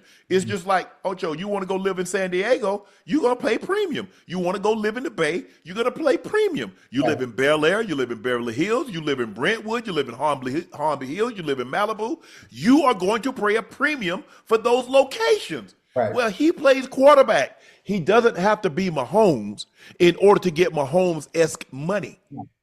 No, he's a very, very good quarterback. He's a tier 2 quarterback. He's a player that plays extremely well and does what he's asked of in that specific system. Yes. Very, very efficient level, week in and week out. I mean, boy, I'd be crying. But the thing is, Ocho, like people like, man, just be glad you got it. Okay, that don't mean I want to give it away. The whole, because you growing up, Ocho, you just see that big number. You like, you ain't even thinking about no taxes. What taxes? Oh, it's coming out. It don't even cross your mind because the only time you have to deal with, the only time you worry about taxes, you go buy a soda and you pay 2 cents or you buy gum or something like that and you pay a little. Little do you know. Yeah. Damn. Oh, That's what you got to. That's what you got to educate people on, Ocho. Is that that thing might say 15 million, but you're not bringing home 15 million. Chop that in half, baby. Depending on where you are, that could be half or more than half. Yeah, chop it off. Yeah. So I'm just saying, just FYI. So while I'm gonna buy this, okay. Uncle Sam gonna want his cut. He want his. Yeah. He want that. And so, but he's deserving, Ocho. I mean, and they took care of, I love when teams take care of their guys that's been really, really well and don't all that playing around and we got a handshake deal and we're going to get this done. Well, he is under contract. Man, go ahead and pay that man. Yeah. You do this every year. That's why you find yourself in the position that you're in, Cowboys, because you wait till the umpteenth hour. On purpose. Because the thing is, I don't get why fans don't have a problem. Oh, take a discount. Y'all think these teams give these TVs, these companies deals? These media rights ain't got no deal. You paying premium. Any advertiser or sponsor are paying a premium for these teams. Yeah. But but you the player A. I never understood that. I never understood how fans can be so ingratiating of billionaires and be so hard on a millionaire. The loyalty is to the team, not the player. Always, True. always will. Because I was a fan of that team before you ever arrived. So when you leave, when you retire, whether they trade you, whether you get cut, you retire, Cowboys still my team. Yeah. The Rams still my team.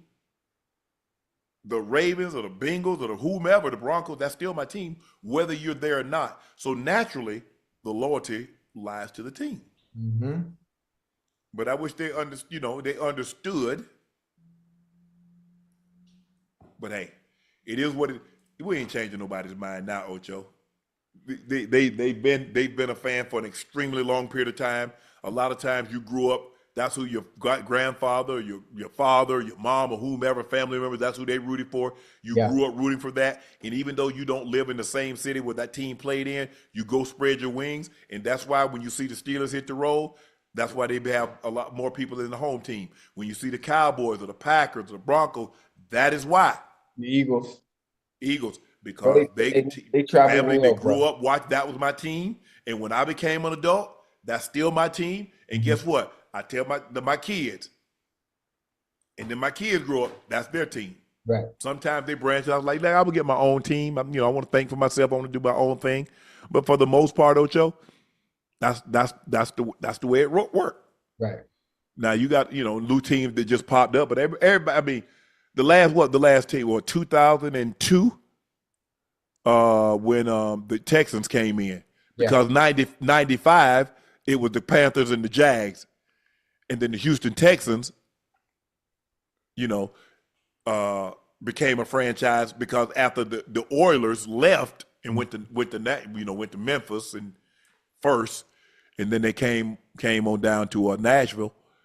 So, and I don't know. I don't think you're gonna get. It's so perfectly balanced now, Ocho. You got 32 teams. You got 8 4-team divisions and things like that. So it would be hard to bring in one team. Maybe you bring in 2, but who got an extra $7 million? Jerry don't want another team in Texas. No. The Florida teams don't want another team in Florida. You got 3. You got Jacksonville. You got Miami. You got Tampa. Where the hell you gonna put them at, Ocho? Ain't nowhere to put them. Texas. You got the Cowboys. You got the Texans.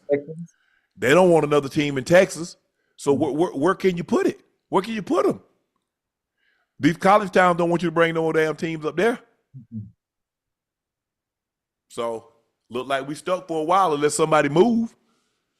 And I think didn't the Washington Commanders didn't they just close on they're gonna be ORFK? I think they're gonna build a new stadium right there. Yeah. It's not that far away though. Nope. Ashton Jeanty said Daniel Carlson could buy a car with the cost of the Raiders' number 2 jersey. The star running back said kicker Daniel Carlson, who was formerly number 2, could purchase a new car with the money he was given by Jeanty for the number. You could probably buy a house, actually. I'm not going to say a house, but you can buy a car like a nice Mercedes. Jeanty wouldn't reveal the exact figure he paid, but it was significant if Carlson can buy a car with it.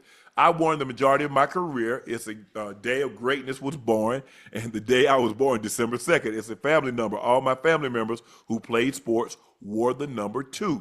Ocho, what is the most money you would spend for the number 85? Shoot, when I went to now I'm talking about I'm saying under the impression that you're a first round pick, you're a top pick. Let's just say a top 10 pick. Because Jeanty was 6th pick in the draft. I mean, being that it has sentimental value, maybe close to, and he was a top pick like that. He was number 6, right? Yeah. Maybe 100,000 because of what the number means, especially what the number means to him. Hell, I had to pay for 85 from when I went to the Patriots from Aaron Hernandez. How much you pay for it? I think maybe 25 grand. You said that's the number. That's what you said. That's what I would have said. I would have said 100,000. Yeah, he showed love though. He showed love. Yeah, 100,000. Yeah, you can't be Ocho with 81, 82, 83, 84, 86, 88, 89. You can't be Ocho with that. Yeah. Chad, if you guys were a top 10 pick and you had a special number that you had pretty much worn through high school and college, what is the amount that you would spend to get that number? Because like most guys are superstitious, Ocho. Yeah, I mean, listen, he talked about his family wearing a number, him being born on the 2nd, wearing it through college, his family wore number 2. I mean, but 100,000 is that's the limit. That's the limit. I'm not going over that. Absolute limit. Yeah, anything over that, man, go ahead, forget you. I just start a new number of importance at that point. Don't call me Ocho. Don't call me Ocho right now. You call me Ocho, but don't call me Cinco. Yeah. I think Juan Soto bought the guy a new Tahoe for 22, right?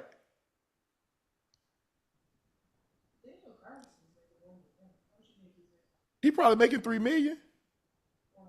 Yeah. Oh yeah. But if you want that number, don't worry about what I'm making. You want the number or don't? Don't worry about it. Don't count my pockets. What you want the number? Because I gladly keep kicking field goals in it. Mm-hmm. I thought you wanted it. Yeah. I mean, as a kicker, you should be willing to come up off your number, especially I ain't giving up nothing. Player like that. Unfortunately, Ocho, I ain't gonna be able to do that. I wish it was something I could tell you to make you feel better, but no, I can't. I'm gonna pay for it. Yeah, 100 grand is what I do. Yeah, 100 grand. Yeah, and I don't know if Carson's married or hold on.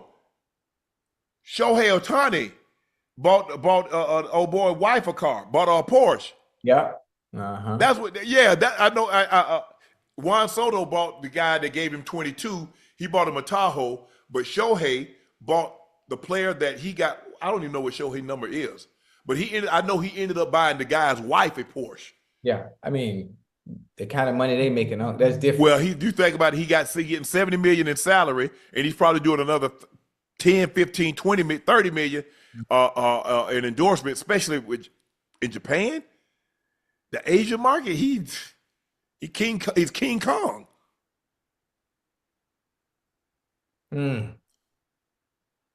I mean, the perfect name for him would be Godzilla, but Hideki Matsui had that name, so he can't be Godzilla. Yeah. Yes. He deferred it. He only making $1 million a year now, but he deferred. He deferred on the back end. Yeah. He said, I'm gonna go back to Japan and California. Y'all not finna get all my money. Y'all not finna get all this bread, huh? Yeah, for sure. But Ocho and I in agreement. 100,000. Ocho, there was a viral TikTok trend going around the NFL where players were calling their teammates to wish them a good night. Commanders Mikey Senstril got in on the fun last night and called his quarterback. Let's take a look at this, Ocho. This was so funny. Yo, bro. Yo. This is ZB. CB. I said, nah, never mind. Yeah. So I'm gonna just see you tomorrow, bro. I was just calling to say goodnight. Bro, what the You straight, dog? Huh? Bro, we good. What you mean? You just called to say goodnight. Like, bro, good night, bro. You're my dog, bro. I'm just checking in real quick. I just talked to you 5 minutes ago. I know that, but when, like, I say good night, bro. Like, sleep well, bro. Bro. Bro, I can't tell my homies, like, sleep well, bro. Get good rest. Hey, bro. Bro, I don't know what type of shenanigans you're on right now, bro. But you're at the real bonkers right now. Hey. Boy, I'd hit that. Look here. I said, boy, if you don't get your ass off my phone and hung up so quick. Listen, I'm like, are you for real? Good night? Oh, man. Hey, nigga, all my homies, man, if you don't get your ass off my goddamn phone. Yeah, man. They would have known something was up because it's something that I don't do. No. And they would have started cracking jokes but it said some crazy stuff. Yeah, that They go like, "Hey man, you okay over there? Is that code for something? Somebody got you kidnapped, you hostage or something?" Hey, blink twice if you need help. Yeah. That Yo, ain't- what you doing? Why you playing like this? Sharpe, what's wrong with you? Hey, they listen. I can't record nothing like that. All my people don't say. Oh, they go something- act, yeah. don't say something I'm gonna get what you that I call can't it. even post. Yeah. Yeah, that ain't something I could do live. Man, that motherfucker, boy, you don't get your ass off my phone.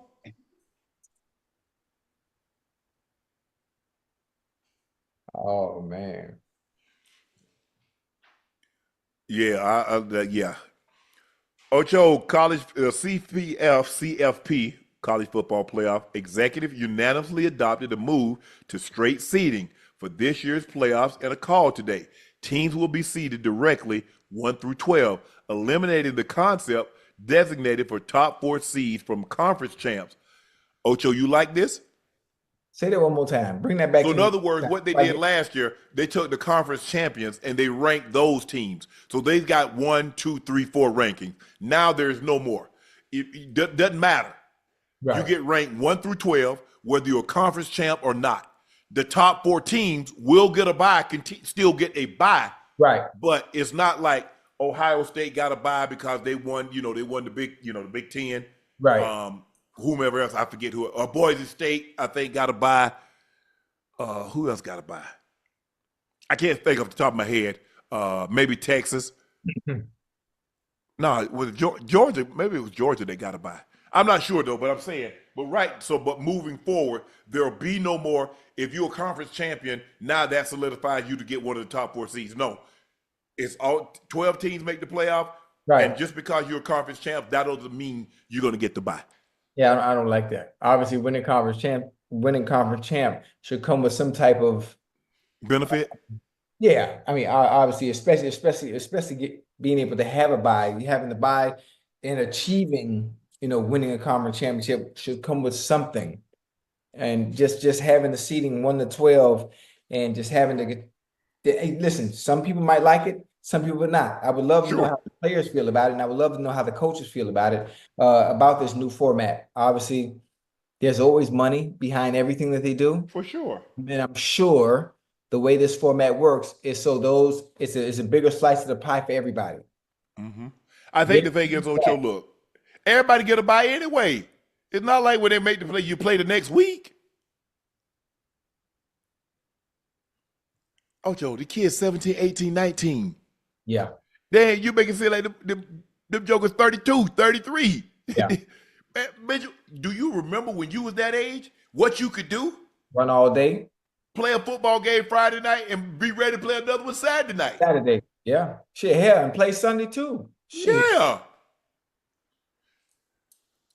So these kids, I mean, that's why they can ride them. That's why they practice them like they practice them. You can hit we hit all the time in college when I was in college. Yeah. Oh yeah, we hit. Listen, I don't know. I like the format, whether I like it or not. I just know from a financial standpoint, it makes sense. Yeah. I just know. I don't know how they did it, but it makes sense from somebody getting. Ocho, I'll be honest, Ocho. I don't really remember being sore when I was in college. Do you remember being sore after playing a game? My shoulders a little bit, but not my legs. Nah, not really. We didn't have no cold tub, so what are you gonna get in? Mm-mm. I mean, I've been one. Man, I'm trying to think who we played. Oh, we played Morehouse. I'd never forget it. Yeah. My sophomore year. We played Morehouse. We lost. Coach Davis came in that thing. He said, "Hey," he said, "I ain't even mad at y'all." He said, "It's my fault." I'm looking at him like, "You ain't you." He said, "It's my fault because I brought you sorry mofos up here."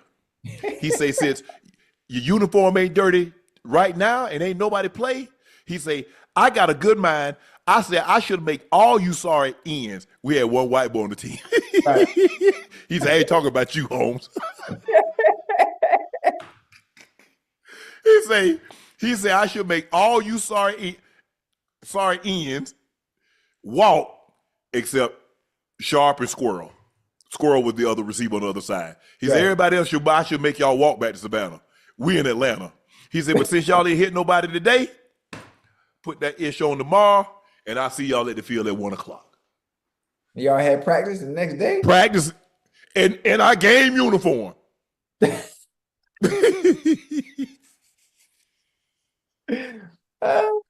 Hey, Black Holly was different back. I don't know how it is now, Ocho, because that was 40 years ago for me. But I'm telling you, Bill Davis didn't play. Bill Davis got butter from a duck. Oh, yes, sir.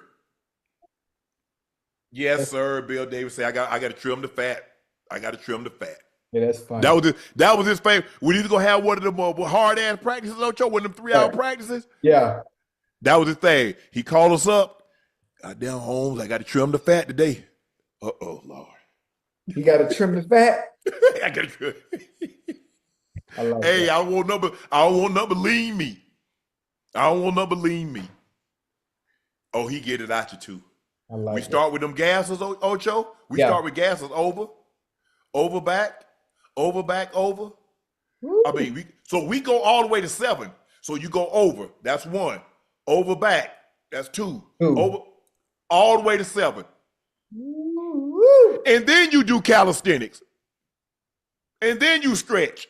I know y'all had to be in shape, boy. Boy, Ocho, them were the days. Yeah. Them were the days, Ocho.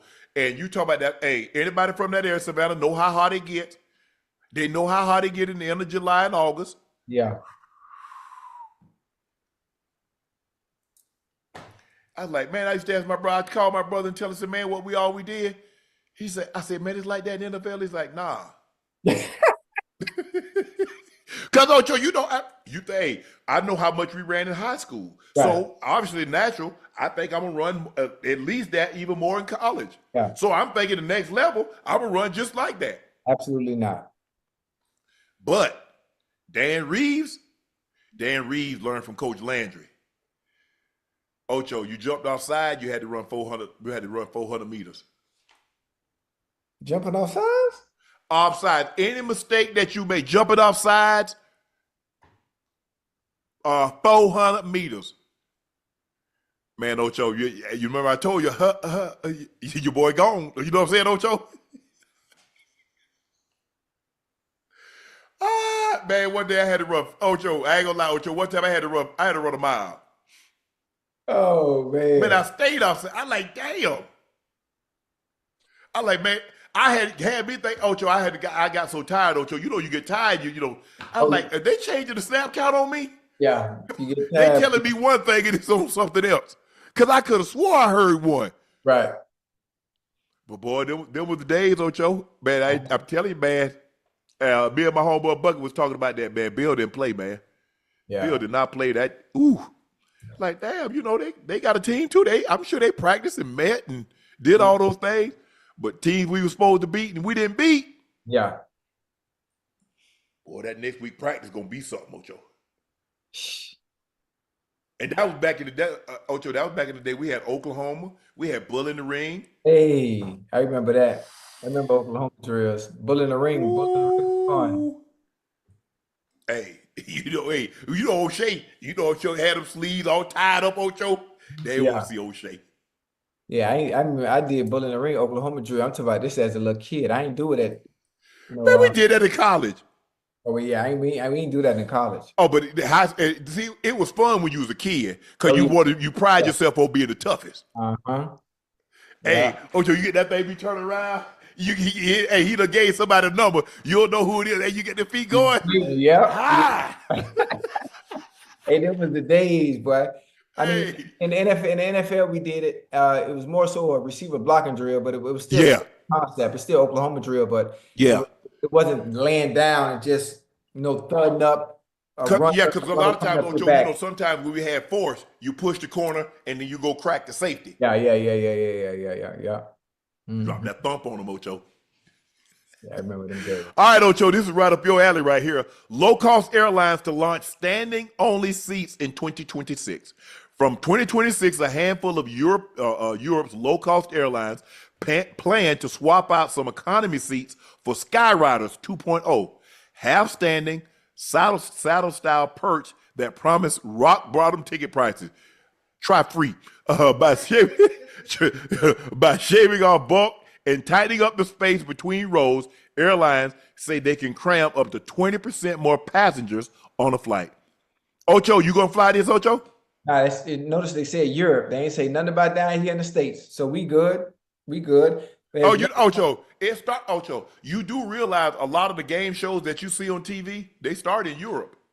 Yeah, I understand. Survivor and all that other stuff. They start right there. It ain't working. It ain't working over here. It ain't working. But I'm trying to say, because sometimes people be squeezing in them seats. How you gonna squeeze in that right there?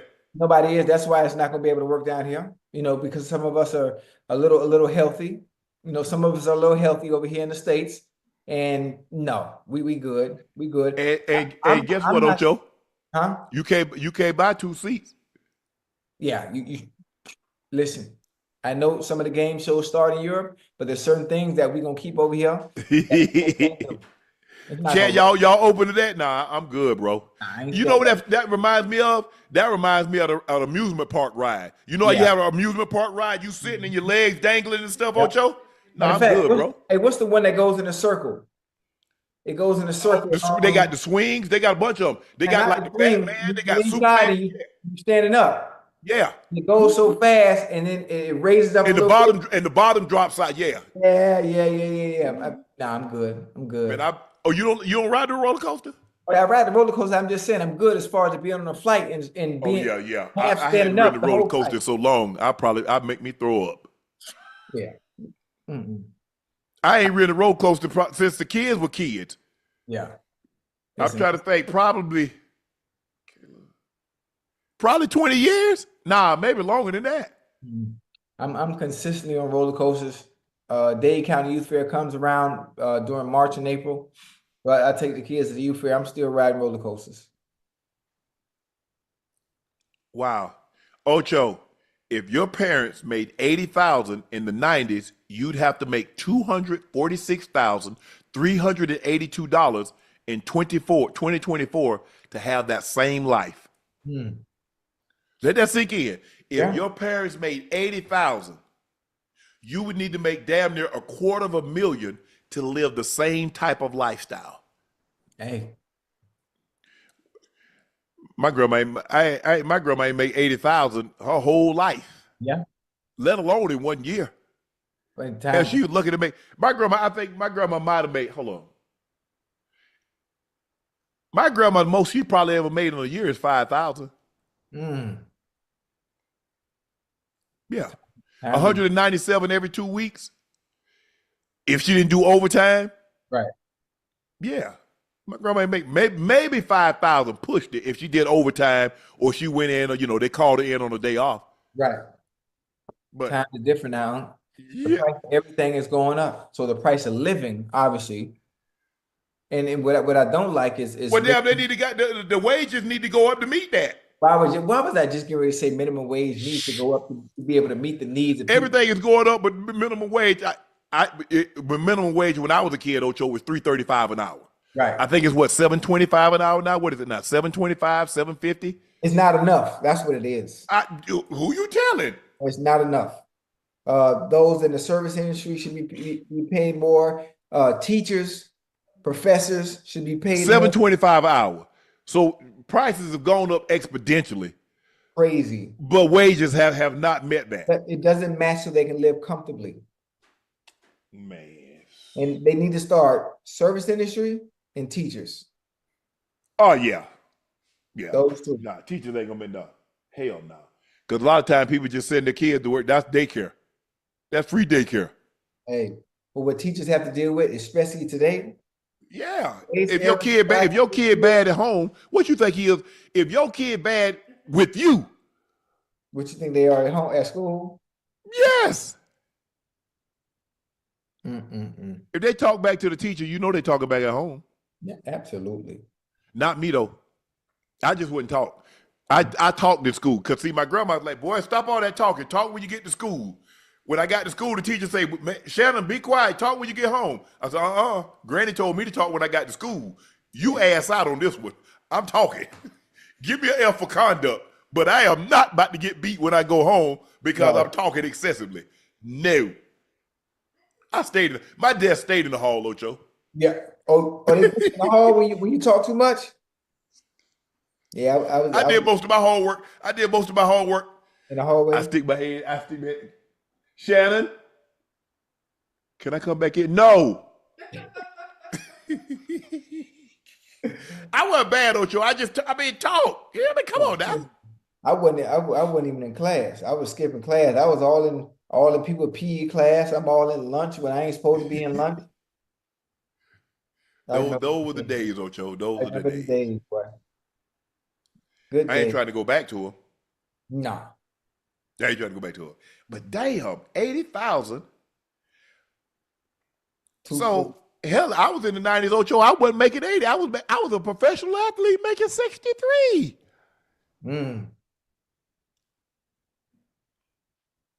63 bands. How times have changed. It rent was $1,500 a month.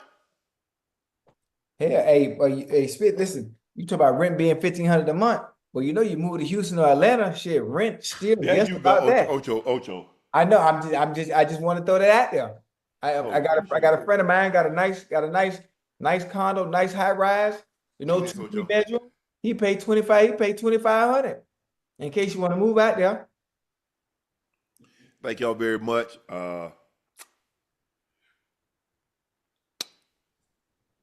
Ocho. Yeah. No. No what? I'm not moving to Houston, Ocho. Yes. I mean, we might as well. What you mean we? I would think about doing it too. Me and the missus been talking about relocating to Houston. You know, we can get a lot of bang for your buck. I got a lot of bang for my buck right here. I know, but you so far away from everything. Huh? Houston puts us in the middle of everything. We can get to the I ain't close enough to LA. Yeah, that ain't number 2 hours. I'm 44 minutes now. Let me take that back. We 38 minutes with George. Something to give or take.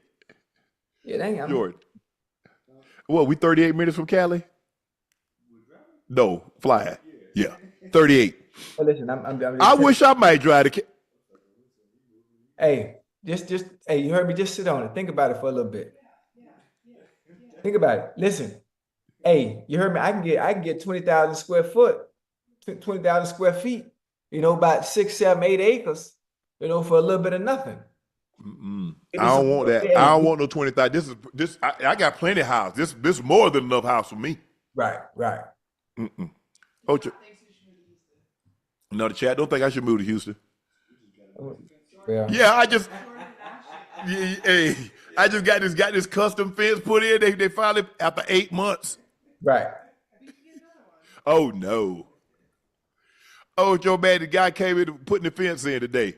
Yeah. He said he rang the doorbell. Ding dong. I come to the door. He's like, I just, we put the fence in. We putting the wall in. We get everything taken. Now we off the next 4 days. I was like, okay. So I don't know when we gonna get back and finish this up. Right. I said, hold on. So you're not coming tomorrow.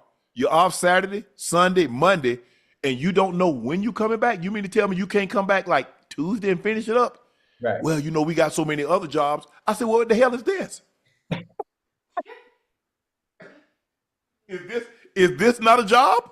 Right. Ocho, man, they've been working on this fence for 8 months. Then what kind of fish you got? Man, they do. They pour a little concrete, they build something, paint something, gone for 2 weeks. Oh yeah. Hold on, you got Mexican. There ain't no Mexicans, huh? I don't know who doing it, but Yeah. I wish they finish it. Well, listen, if you had some Mexicans, see that's you asked if you were down there in Houston or you're down here in Miami, shit would have been done in a week. Got there in Vegas, they got there prolonging the process. I thought, Ocho, I came close. It came down because we looked at Austin, we looked at Dallas, we looked at Houston, we looked at Nashville. Yeah. Nashville was out of it because it's so far away from Cali. Uh-huh. Austin, I was like, Austin is really a college town, and I was like, nah. Dallas, after going there doing the show, I was like, nah, Dallas ain't me. Houston, you already know what I think of Houston. Yeah, You know what I think of Houston. Yes, sir. I said, I can't do it. Yeah. Can't do it. Well, Ash want to move because she be 20 minutes from home. No. yeah. Listen, you ain't got to do it. I'm gonna do it sometime next year, man. You gonna do it next time? You leaving Miami? I'm going to get one of them big boys, boy. Nah, hell no. I'm going to get one of them big boys, man, with the 2-3 acres, man. Give me a nice horse, some 4-wheelers, dirt bikes. Man, do you know how much a horse eat? I don't think you understand. I don't think you grasp the gravity of how much a horse eat. I know horses is right here behind me. I'm out here in Davie now. I ride my horses. I've been doing my homework. Yeah, I know they eat crazy. Yeah, I'm ready. I'm ready. No. Ocho, check. Chris Tucker says his family members all quit their jobs after they found out he was making $20 million a year. They were like, we rich. I was saying, no, I'm rich. Get y'all jobs back. Tucker's experience isn't unique. Many celebrities and high earners face similar expectations. Despite earning over $50 million for the Rush Hour franchise alone, Tucker's wealth didn't last. As of 2024, Tucker's net worth is estimated at $5 to $6 million, a fraction of his peak earnings. That's different, that boy. That's tough. Yeah, but his taxes, I think, not paying taxes, because I think the thing is what people don't realize, like, if let's just say you get $20 million for a movie, your agent take 20% of that. You might as well slice that in half, baby. So that's $2 million. Okay, Uncle Sam gonna get his half. So if you got a PR person, you got a nice house, Ocho, you down to money don't. Hey, you have to be like, if you're not used to having money, Ocho, yeah, you have to be really, really careful, extremely, especially with family. Got to know when to say no. You got to. Got to know when to say no. And I get it. It's not easy because, everybody was like, they were there when I had nothing. I say, are we trying to get back there? That's what I know. Are we trying to get back there? I thought, that was the whole purpose of like doing what we did, so we didn't have to go back there. Right. But I was very fortunate. My brother played, and just me, him, my sister. We took care of what we were supposed to take care of. That's it. That's it. Because I know I wasn't going back there. I'm not trying to do no manual labor anymore. Mm-mm. The pay is not good enough. Ain't no health insurance. Nah, I'm good. And that's bad. I know Tuck too. I know Tuck well. I mean, but Ocho, why would your family think they could quit? I can understand if you married and your wife said, baby, cool, okay, fine. I get that. Or maybe your mom. Yeah. But everybody? Immediate family, mom and dad. Everybody else, I don't know what y'all talking about. I don't understand what y'all talk about. Especially when we didn't have no conversation about it. Talk about something. We rich. Excuse me? I don't even speak French. No. I don't know about nothing about this Wii. Oh, what game you got on your Wii? You remember they used to have the game console Wii? Yeah. What you got? You got tennis? I like tennis and bowling. No, sir. Ain't nobody I got 4 or 5 brothers and sisters, and they talk about they about to quit their job. The hell you say? Devil is a lie. A whole one. All right, Ocho, we're about to get out of here on this one. It's time for our final segment of the evening. It's time for Q&A.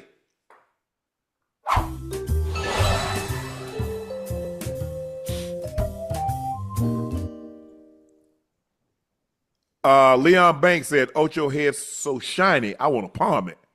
It is a little extra shiny tonight. You just got it cut.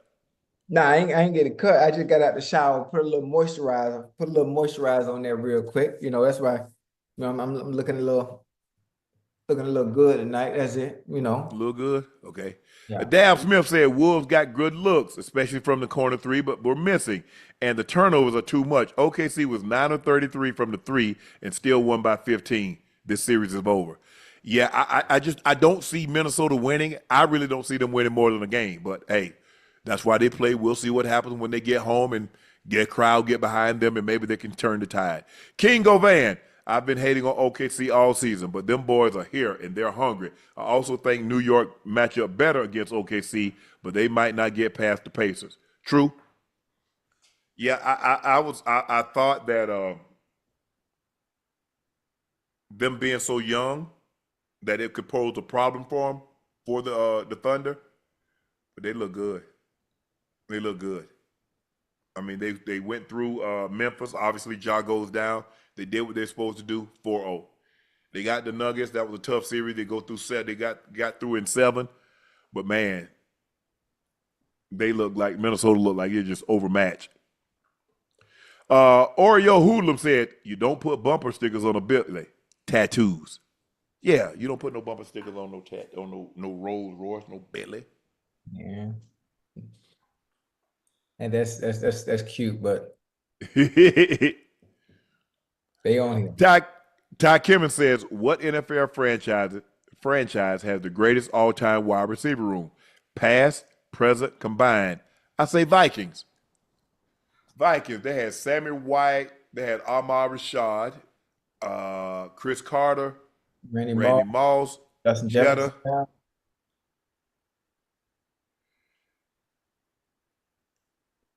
Pittsburgh had some good ones. Oh yeah, absolutely. Allworth, Swan, Lewis Lips, Plex, Hines, Antonio Brown.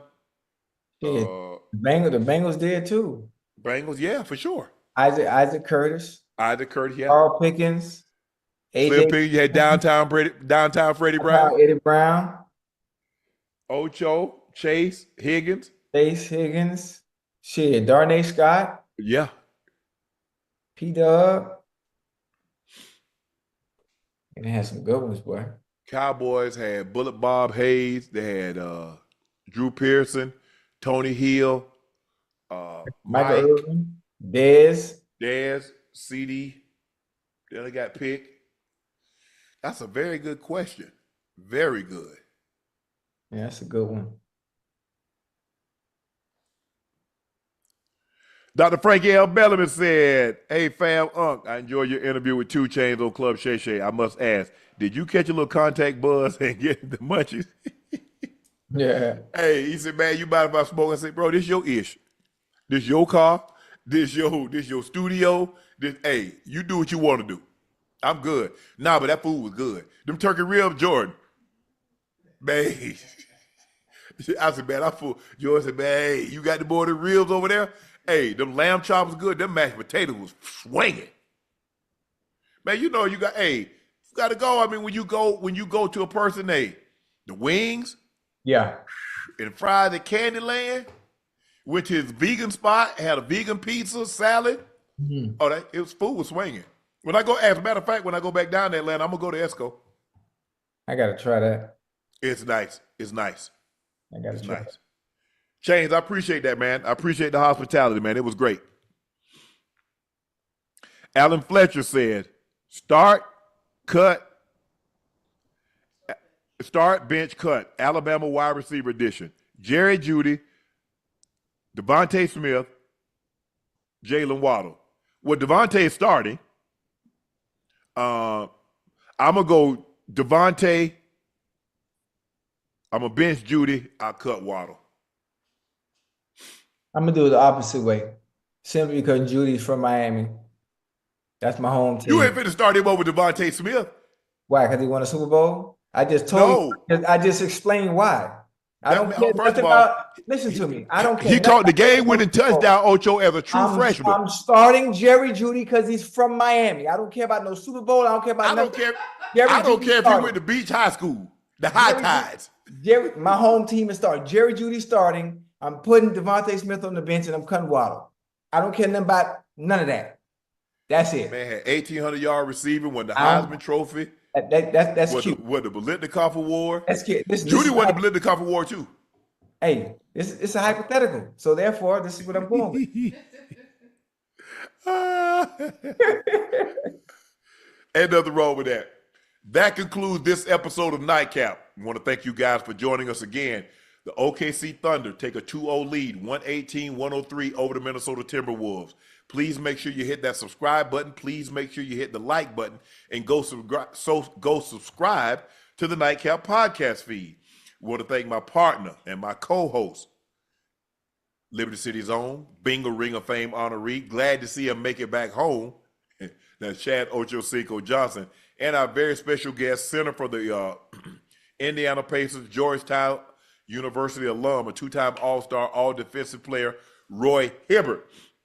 Guys, please make sure you go subscribe to the Nightcap podcast feed wherever you get your podcast from. Thank you guys for all your support. Thank you guys for holding Nightcap down, Club Shay Shay down, all the support that you've given me through the years. I greatly, greatly appreciate that, and I love each and every one of you. Please make sure you check out Shea by Laportier. We do have it in stock. Now, if you can't find Shea by Laportier in a city or a state near you, order it online. We'll ship it directly to your door. It's premium VSOP, the best tasting VSOP on the market. I promise you, you won't regret it if you purchase a bottle. Please drink responsibly and stay safe. Go follow my media company page on all of its platforms, Shay Shay Media, and my clothing company, 84, with 84 being spelled out. That link is pinned in the chat. Supplies are limited, and once they're gone, they're gone. So please grab yours while supplies last. Again, the Minnesota Timberwolves take a 2-0 lead thanks to a 118-103 victory over the Minnesota Timberwolves. Next game is Saturday. Game 3 is Saturday in Minnesota at the Target Center. I'm He's Ocho. We'll see you tomorrow night.